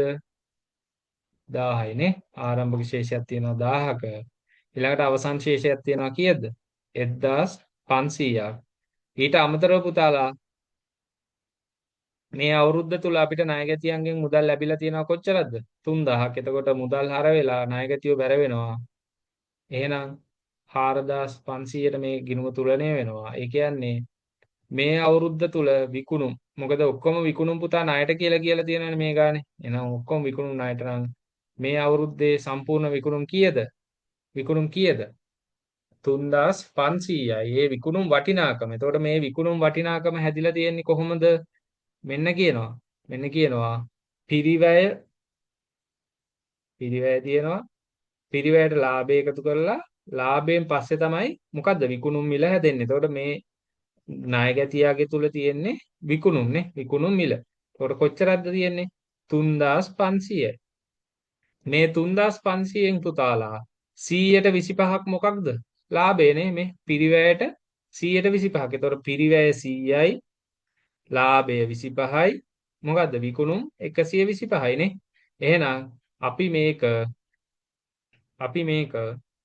මේ විකුණුම් මිල විකුණුම් වටිනාකම 3500 125න් බෙදලා 100ෙන් ගුණ කරොත් අපිට එනවා මේ අවුරුද්දේ විකුණුම් පිරිවැය නේද? මේ අවුරුද්දේ විකුණුම් පිරිවැය කොච්චරක්ද කියලා. බලන්න විකුණුම් පිරිවැය කොච්චරක්ද දෙන්නේ? 3500 3500 බෙදන්න 125න් ගුණ කරන්න 100ෙන්.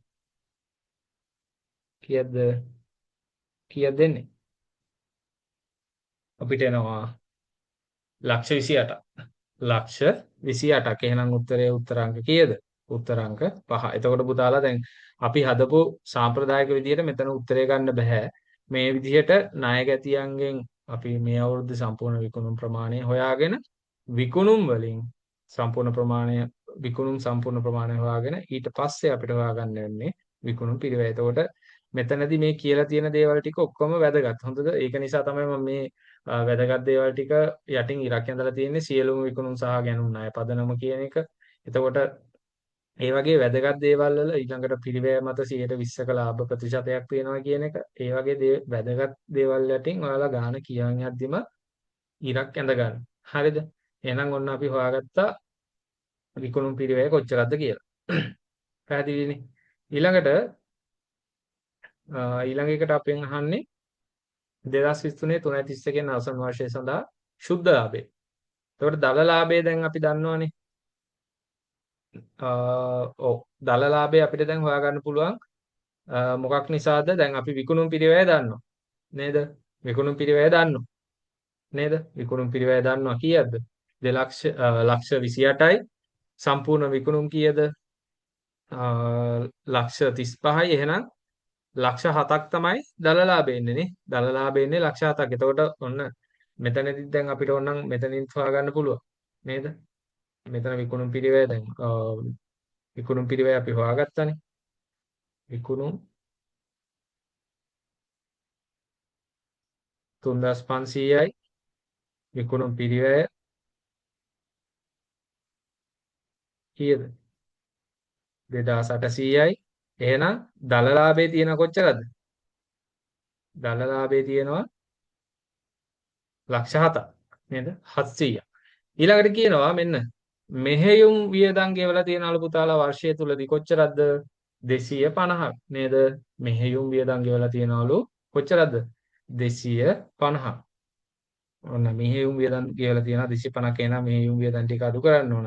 ඊළඟට බලන්න හොඳට බලන්න. මෙන්න මේකේ කියනවා වර්ෂය තුලදී පිරිවැය ලක්ෂ 22,50,000ක් වූ උපකරණයක් මිලට අරගෙන තියෙනවා. හැබැයි කිසිම එකක් මේ අවුරුද්දේ ඉවත් කරලා නැහැනේ. එහෙනම් ආරම්භක දිනට පුතා දීපල පිරියත උපකරණ තිබිලා තියෙනවා කොච්චරක්ද? 3,000ක්. මේ අවුරුද්ද තුල අපි අරගෙන තියෙනවා මේ ව්‍යාපාරය අරගෙන තියෙනවා කීයක්ද? 2,250ක 2,250ක උපකරණ. හැබැයි අවුරුද්ද අන්තිම වෙද්දී මේ ධාරණ වටිනාකමනේ මම කිව්වා ධාරණ වටිනාකම කියන්නේ ෂෙයා අයින් කරාට පස්සේ වටිනාකම නේද? ෂෙයා අයින් කරාට පස්සේ වටිනාකම. එතකොට මෙන්න 3,000ක ආරම්භයේ තිබ්බ දීපල පිරිවෙත උපකරණ වර්ෂයේදීවලදී ගත්තලු පිරිවැය රුපියල් 2,250ක් වෙන උපකරණය. හැබැයි අවුරුද්ද අන්තිම වෙද්දී ධාරණ වටිනාකම විදිහට දීපල පිරිවෙත උපකරණ වල ඉතුරු වෙලා තියෙන කීයක්ද? 5,000ක් විතරයි. දැන් මෙතන අලුතෙන් ගත්තට පස්සේ සම්පූර්ණ වටිනාකම කීයද? 5,250යි. හැබැයි අවුරුද්ද අන්තිම ඉවරනකොට 5,000ක් ඉතුරුලා තියෙනවා කියන්නේ ෂය තියෙනවා කොච්චරද පුතාලා? ෂය තියෙනවා 250ක් නේ. ෂය තියෙනවා 250ක්. එහෙනම් අපි ශුද්ධ ලාභය හොයද්දි ෂය මොකද කරන්න ඕන? ශුද්ධ ලාභය හොයද්දි ෂය ටිකත් අඩු කරන්න ඕන. එතකොට මේ මෙහෙයුම් වියදම් ඊළඟට ෂය තියෙනවා 250. පැහැදිලිද? ෂෙයා තියෙනවා 250ක. එහෙනම් වර්ෂයේ ශුද්ධ ලාභය එනවා කීයද? ලක්ෂ 2ක්.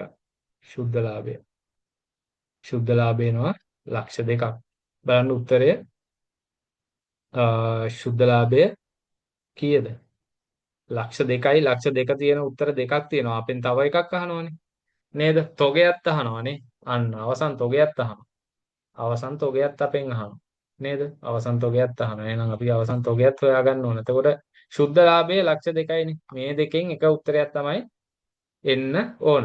නේද? අනිත් ටික එන්න විදිහක් නැහැ. මේ දෙකෙන් එක උත්තරයක් තමයි එන්න ඕන. එතකොට අපි බලමු අවසන් තොගය. එතකොට අවසන් තොගය කොහොමද ගන්නෙ කියලා. දැන් ආරම්භක තොගයක් දීලා තියෙනවා.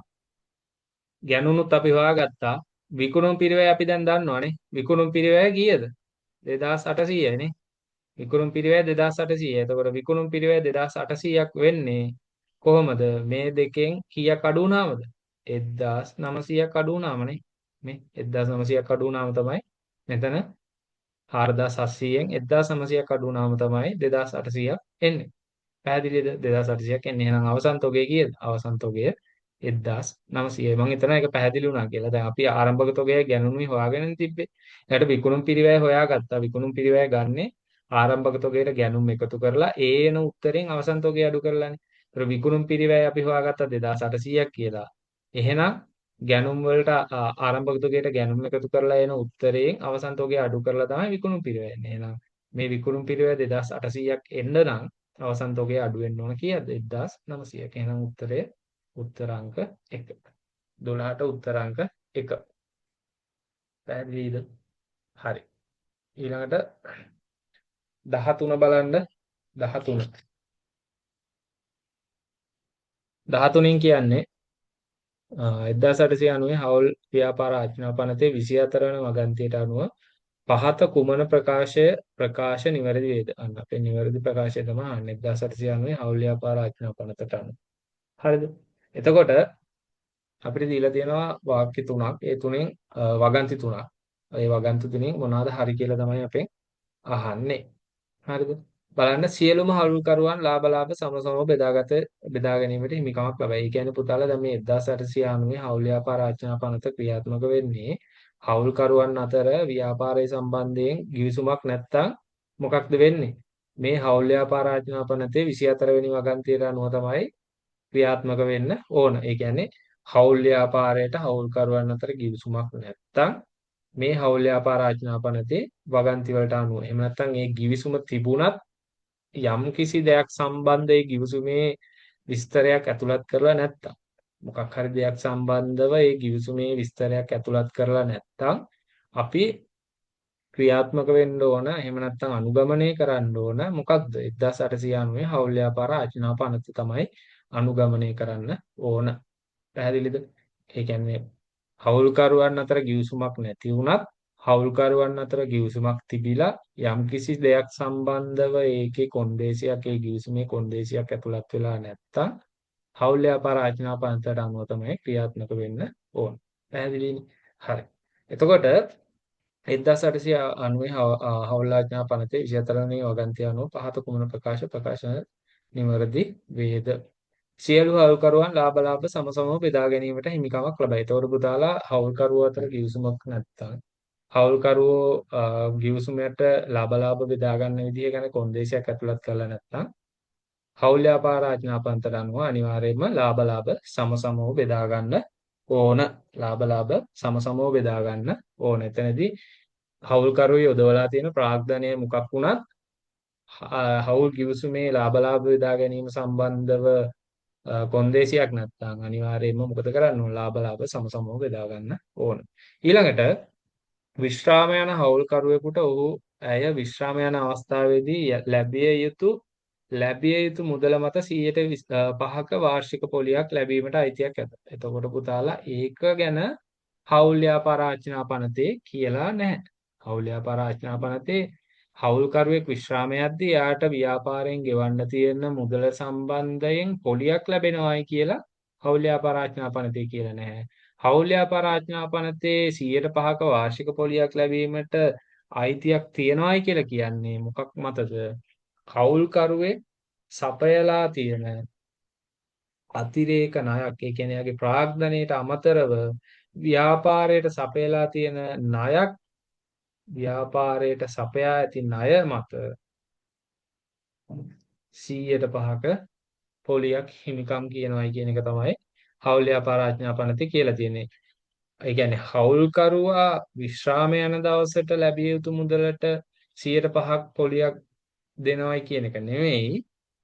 හවුල්කරුවෝ එයාලගේ ප්‍රාග්ධනයට අමතරව යම්කිසි හවුල්කරුවෙක් ව්‍යාපාරයට ණයක් දීලා තියෙනවා නම් අන්නේ ණය මත 105ක පොලියක් ලැබීමට හවුල්කරුවට අයිතියක් තියෙනවා කියන එක තමයි හවුල් ව්‍යාපාර ආචාර පනතේ කියලා තියෙන්නේ. ඊළඟට කියනවා සෑම හවුල්කරුවෙකුටම හවුල් ව්‍යාපාරයේ කළමනාකරණයට සහභාගී හැකි නමුත් ඒ සඳහා වේතනයක් ලැබීමට අයිතියක් නොමතන්න. ඒකත් හරි. එතකොට ගිවිසුමක ඒ කියන්නේ හවුල්කරුවෝ ගිවිසුමක් ඇති කරගෙන වේතන ගන්නවා නම් ඒක ගැටලුවක් නැහැ. හැබැයි හවුල්කරුවෝ ගිවිසුමක් නැතුව හවුල් ව්‍යාපාරයේ කළමනාකරණ කටයුතු වලට සම්බන්ධ වෙනවා නම් එයාලට ඒක නිසා වේතනයක් ගන්න අයිතියක් නැහැ කියලා කියනවා. එහෙනම් මේකේ හරි උත්තරේ වෙන්නේ පුතාලා උත්තරංක A සහ C විතරයි. B කියන එක වැරදි. මොකද B දී කියන්නේ ව්‍යාපාර ආහුල් ව්‍යාපාර ආඥාපනතේ කියලා තියෙන්නේ.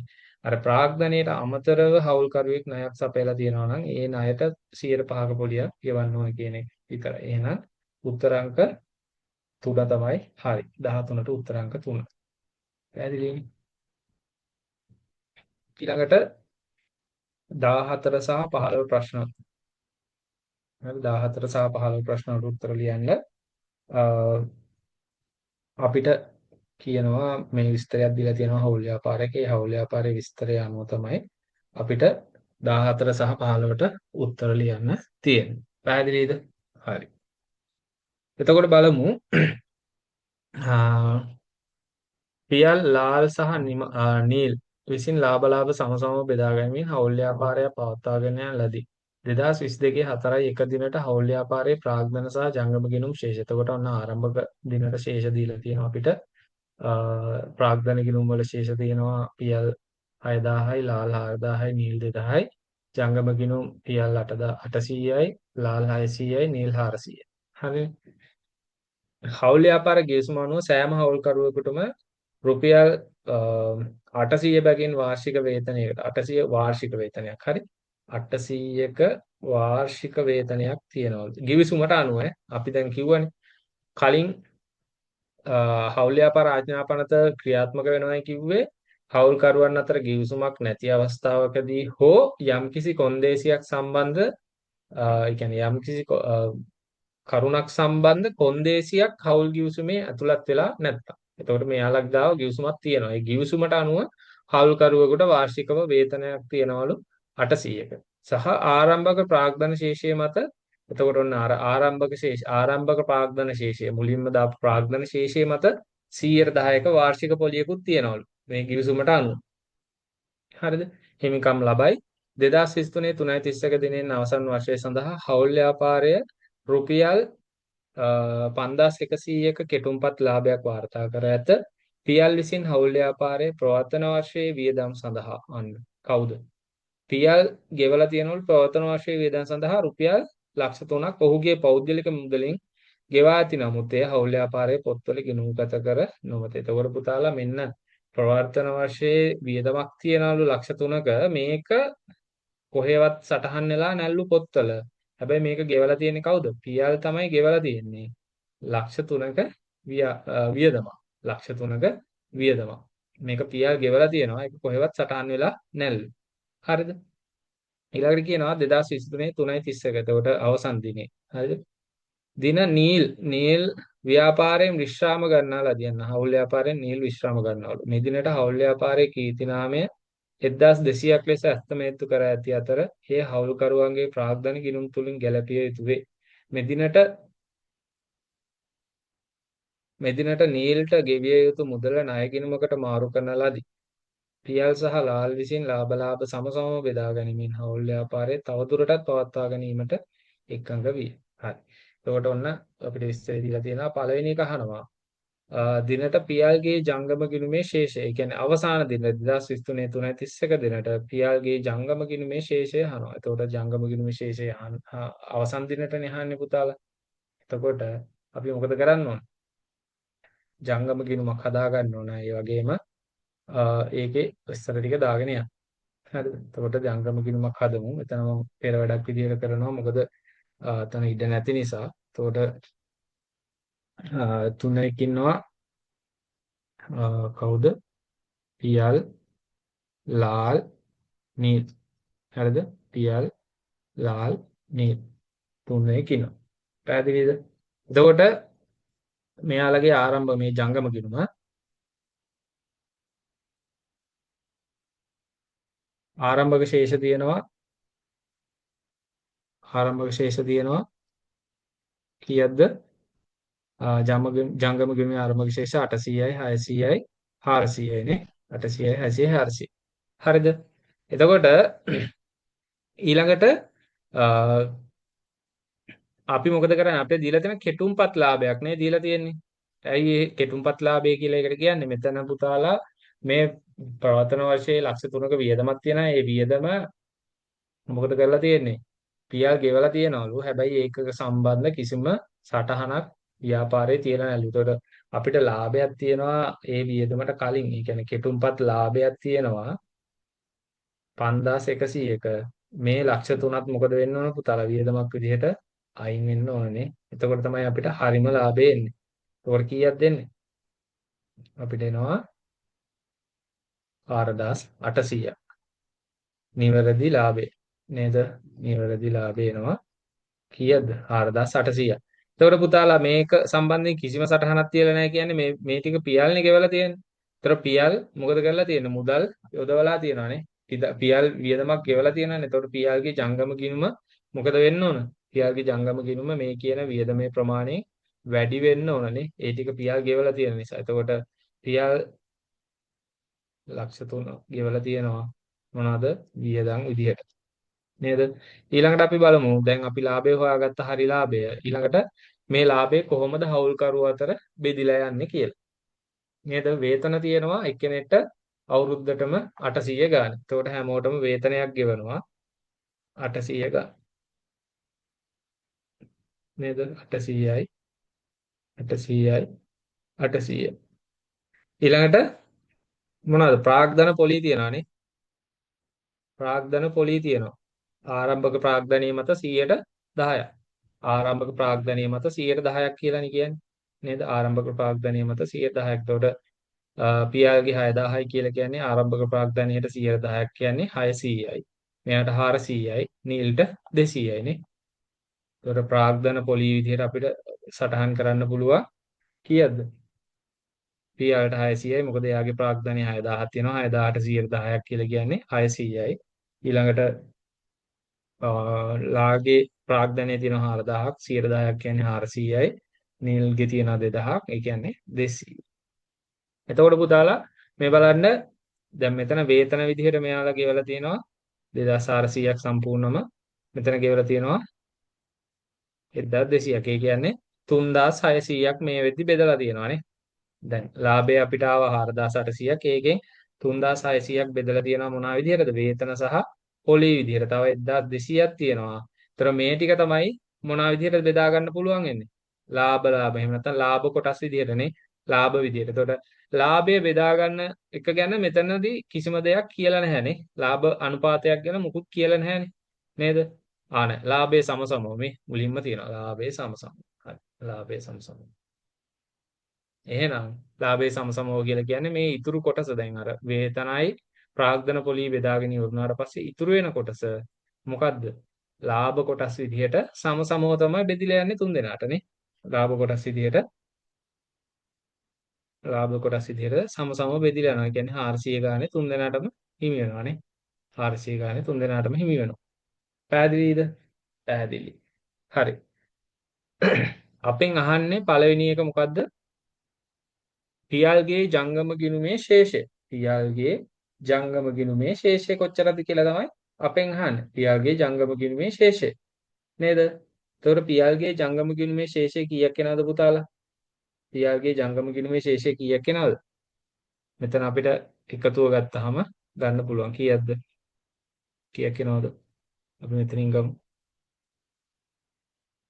800යි 800යි 1600යි 1900යි 2500යි 2900යි නේ 2900. පියාගේ ජංගම ගිණුමේ ශේෂය එතකොට අපිට එනවා කීයද? 2900ක් කියලා. උත්තරංක කීයද? 14ට උත්තරංක 4. හරිද? උත්තරංක 4. ඊළඟට බලන්න නීල්ගේ විශ්‍රාම යාම සඳහා ගැලපීම් කළ පසු 2023 3:31 දිනට පියල්ගේ ප්‍රාග්ධන ගිණුමේ ශේෂය සහ නීල්ගේ ණය ගිණුමේ ශේෂය යන්නේ. එතකොට අපෙන් ප්‍රාග්ධන ගිණුමත් ප්‍රාග්ධන ගිණුමයි මොකද්ද? ප්‍රාග්ධන ගිණුමයි ජංගම ගිණුමයි කියන දෙකම ඉල්ලනවා. පියල්ගේ ප්‍රාග්ධන ගිණුමේ ශේෂය සහ නීල්ගේ ණය ගිණුමේ ශේෂය. එතකොට අපි මෙතනදී ප්‍රාග්ධන ගිණුමත් හදන්න ඕනේ. එතකොට ප්‍රාග්ධන ගිණුම හදද්දී දැන් පුතාලා මෙන්න අපි ලාභය සහ අලාභය නිවැරදි කරලා ලාභය බෙදා ගන්න විදිය සටහන් කරලා ඉවරයි. ඊළඟට ඔන්න මෙයා මේ කවුද නීල් විශ්‍රාම යන හින්දා කීර්ති නාමයක් අඳුනා ගන්නවලු පුතාලා 1200ක. එතකොට අපි දන්නවා කීර්ති නාමයක් හඳුනා ගන්නවලු 1200ක. අපි ප්‍රාග්ධන ගිණුමත් හදාගමුකෝ මෙතන. ප්‍රාග්ධන ගිණුම. ප්‍රාග්ධන ගිණුම. එතකොට අර විදිහමයි. කවුද? නීල්. සවුකරුවන් තුන් දෙනාගේ නම්. එතකොට ප්‍රාග්ධන ගිණුම් වල ආරම්භක ශේෂ තියෙනවා පුතාලා කීයක්ද? ආරම්භක ශේෂ තියෙනවා 6000යි 6000යි 4000යි 2000යි නේ. 6000යි 4000යි 2000යි ආරම්භක ශේෂ තියෙනවා. ඊළඟට කීර්ති නාමය. දැන් ඔන්න කීර්ති නාමයක් අඳුර ගන්නවලු ව්‍යාපාරයේ මෙයා කවුද මේ නීල් කියන කෙනා ව්‍යාපාරයෙන් අයින් වෙන නිසා විශ්‍රාම යන නිසා. එතකොට මෙතන කීර්ති නාමය එන්න ඕන මෙතනද කීර්ති නාමය. හරි කීර්ති නාමය. එතකොට අපි කීර්ති නාමයක් අඳුර ගන්නවා කීයකද 1200ක. ඒතර පුතාලා මේ කීර්ති නාමය අපි 1200 අඳුනගත්තාම කීර්ති නාමය 1200 අඳුනගත්තාම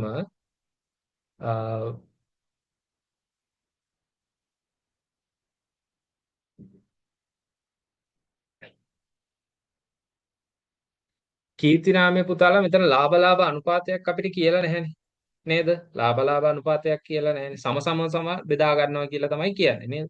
ලාභ සම. එහෙනම් මේ කීර්ති නාමයක් පුතාලා කාටද මේ කට්ටියට මේ හවුල්කරුවන් තුන්දෙනාටම අයිති වෙන්නේ සමානව නේද? එහෙනම් අපි කීර්ති නාමය මේ තුන්දෙනාට සමානව අඳුන ගන්නවා. කීයද? 4000 400යි 400 ගානේ තුන්දෙනාටම අඳුන ගන්නවා. මොකද කීර්ති නාමයේ සම්පූර්ණ ප්‍රමාණය 1200යි. ඒතර අපි දන්නවා කීර්ති නාමය පැරණි ලාභ අනුපාතයට මොකද කරන්නේ? ප්‍රාග්ධන ගිණුමට බැර කරනවා. නව ලාභ අනුපාතයට හර කරනවා. ඒ කියන්නේ කීර්ති නාමය දිගටම පවත්වාගෙන යන්නේ නැහැ කියලා හිතනවා නම් දැන් කීර්ති නාමය මේ විදිහට අපි හඳුනාගත්ති පුතාලා කීර්ති නාම ගිණුමක් තියෙනවනේ. නේද? දැන් කීර්ති නාමය මොකද වෙන්නේ? ප්‍රාග්ධන ගිණුම වලට බැර කරලා කීර්ති නාම ගිණුමට හර කරනවා. ඊළඟට ඒක හර කරන්නේ කොහොමද? පැරණි ලාභ අනුපාතයට. එතකොට පැරණි ලාභ අනුපාතය මොකද්ද? සමසමවනේ. තුන් දෙනාටම සමසමව. ඊළඟට කියනවා නව දැන් කීර්තිනාම ගිණුම දිගටම පවත්වාගෙන යන්නේ නැත්තම් මෙතනදී කියලා නැහැනේ කීර්තිනාම ගිණුම පවත්වාගෙන යනවද මොකද්ද කියලා. එතකොට අපි උපකල්පනය කරනවා කීර්තිනාම ගිණුම පවත්වාගෙන යන්නේ නැහැ කියලා. එහෙම අවස්ථාවකදී අපි මොකද කරන්නේ? නවලාභ අනුපාතයට නැවත ප්‍රාග්ධන ගිණුම් වලට මොකද කරන්න ඕන? හර කරන්න ඕන. නැවත ප්‍රාග්ධන ගිණුම් වලට මොකද කරන්න ඕන? හර කරන්න ඕන. එතකොට නැවත මොකද්ද ඔන්න ආයෙත් අහගන්න කීර්ති නාමය හඳුනාගද්දී පැරණි ලාභ අනුපාතයට ප්‍රාග්ධන ගිණුම් වලට බැර කරනවා. හරිද? එතකොට මේ ගානේ හැටියට ලාභ අනුපාතය සමසමව. එහෙනම් තුන් දෙනාටම සමසමව ප්‍රාග්ධන ගිණුම් වලට බැර කරනවා. ඊළඟට කීර්තිනාමය දිගටම ව්‍යාපාරයේ පවත්වාගෙන යන්නේ නැත්නම් කීර්තිනාමය දිගටම ව්‍යාපාරයේ පවත්වාගෙන යන්නේ නැත්නම් මොකද කරන්නේ? නවලාභ අනුපාතයට ප්‍රාග්ධන ගිණුම් වලට හර කරනවා. ඒතකොට නවලාභ අනුපාතයේ කීයද පුතාලා අපි මේකේ අඳුන ගන්නවා. ආපහු කියනවා මොකද්ද? ඉතුරු වෙන දෙන්න සමසමව තමයි බෙදාගෙන යන්නේ. ලාභ බෙදා ගන්නවා කියලා කියන්නේ නේද? පියල් සහ ලාල් විසින් ලාභ සමසමව බෙදා ගැනීමෙන් හවුල් ව්‍යාපාරය තවදුරටත් පවත්වා ගැනීමට එකඟ විය. එතකොට එන්න සමසමව තියෙන. එහෙනම් අපි මේ කීර්තිනාමය මොකද කරන්නේ? කීර්තිනාමය ප්‍රාග්ධන ගිණුම් වලට හර කරනවා මේ දෙන්නට 600 ගාන. නේද? ලාභ අනුපාතය නීල්ට නැහැ. එතකොට ඔන්න ප්‍රාග්ධන ගිණුම් හර කරා නැවත කීර්තිනාම ගිණුම් බැර කරා. එතකොට කීර්තිනාම ගිණුම මොකද වෙන්නේ? මේක එලා යනවා. නේද? ඒ කියන්නේ මේ කීර්තිනාම ගිණුම බිඳුවක් වෙනවා. පැහැදිලිනේ? හරි. එතකොට ඔන්න දැන් අපි අඳුරගත්තා මේ ටික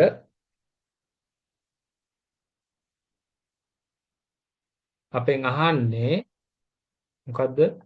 නීල් විශ්‍රාම යාම ගැලපීමෙන් පසු ප්‍රියල්ගේ ප්‍රාග්ධන ගිණුම. ප්‍රියල්ගේ ප්‍රාග්ධන ගිණුමේ ශේෂය සහ නීල්ගේ ණය ගිණුමේ ශේෂය. එතකොට නීල්ගේ ණය ගිණුමේ ශේෂය හොයන්න පුතාලා මොකද කරන්නේ? අපි මෙතන නීල්ට ජංගම ගිණුමේ තියෙන ඔක්කොම ටිකත් මොකද කරන්නේ අපි? ප්‍රාග්ධන ගිණුමට මාරු කරන්න ඕනේ. එතකොට නීල්ගේ ජංගම ගිණුමේ තියෙනවා පුතාලා 1800ක්. හරි. ඒ 1800 අපි මෙතන දානවා ප්‍රාග්ධන ගිණුම කියලා. හරි මේක දැන් මේ ගානක් සම්පූර්ණ හදන්න නැති නිසා මම අනිත් ඒවා ටික කරන්නේ නැති මට අපිට අවශ්‍ය ටික විතරක් මෙතන දාගෙන යන්නේ. හරි. ඒතකොට මේ විදිහට මේක දාලා මෙතන නීල්ගේ ගිණුම 1800ට තුලනය කරනවා. ඒතකොට මෙයාගේ පහළට ගෙන යන ශේෂයක් නැහැ. මේක මොකද වෙන්නේ? ජංගම ගිණුම කියලා ප්‍රාග්ධන ගිණුමට බැර වෙනවානේ. ජංගම ගිණුම කියලා ප්‍රාග්ධන ගිණුමට බැර වෙනවා කීයද? 1800. එහෙනම් නීල් විශ්‍රාම යන දවසට ව්‍යාපාරයෙන් ගෙවිය යුතු සම්පූර්ණ මුදල විදිහට කීයක් තියෙනවද පුතාලා? 2400ක් තියෙනවානේ. ඒතකොට මේ ටික තමයි ණය ගිණුමකට මාරු කරන්නේ. හරිද? මෙතනින් ණය ගිණුම කියලා 2400ක් මොකද කරන්නේ? ණය ගිණුමකට මාරු කරනවා. එතකොට මෙයාගේ නීල්ගේ සම්පූර්ණ මොකද වෙන්නේ? ජංගම ගිණුමත් අයින් වෙලා ප්‍රාග්ධන ගිණුමත් අයින් වෙනවා. මේ ටික තමයි ණය ගිණුම කියලා මාරු කරන්නේ. එහෙනම් නීල්ගේ ණය ගිණුමේ ශේෂය එනවා 2400ක්. අපි බලමු 2400 උත්තරේ තියෙන උත්තර කීයක් තියෙනවද? එකක් තියෙනවා. අ එකයි තියෙන්නේ. 2400 තියෙන උත්තර එකයි තියෙන්නේ. එහෙනම් 15ට උත්තරේ වෙන්න ඕන කීයද? පොඩ්ඩක් ඉන්න. මෙතන හරි නේද? නෑ වැරදිනේ. 2000 මෙතන 200යි නෙවෙයි ඈ 2000යිනේ. 2000යි 1800යි 400යි 2000 4200යි 4200යි. එතන මම 200ක් වගේ අරගෙන තියෙන්නේ. ඒක 4200ක් වෙන්න ඕනේ. 4200. ණය ගිණුමට මාරු වෙන ප්‍රමාණය 4200යි පුතාලා. හරි 4200. මෙතන මම 200ක් කියලා අරගෙන තමයි එකතුව අරගෙන තියෙන්නේ. ඒකයි 2200ක් ආවේ. එතන මේ නිවැරදි වෙන්න ඕන 4200ක්. ඒතකොට ණය ගිණුමට මාරු වෙන්නේ 4200ක්. හරි 4200 උත්තර තියෙනවා දෙකක්. ඊළඟට අහනවා පියාල්ගේ ප්‍රාග්ධන ගිණුම මේ පියාල්ගේ ප්‍රාග්ධන ගිණුම. එතකොට පියාල්ගේ ප්‍රාග්ධන ගිණුම බලමු අපි විශේෂ කරලා.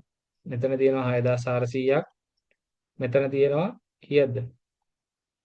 600ක්. එහෙනම් 6400න් 600ක් ගියාම කීයද? 5800යි. එතකොට පියාගේ ප්‍රාග්ධන ගිණුමේ ශේෂය විදිහට ඉතුරු වෙනවා කීයද? 5800ක්. එහෙනම් 5800 සහ 4200 තමයි උත්තරේ. එතකොට උත්තರಾಂಕ කීයද? උත්තರಾಂಕ 2. උත්තರಾಂಕ 2. පැහැදිලි නේද? පැහැදිලි. හරි. එතකොට අපි ප්‍රශ්න 15ක් කරා. බලන්න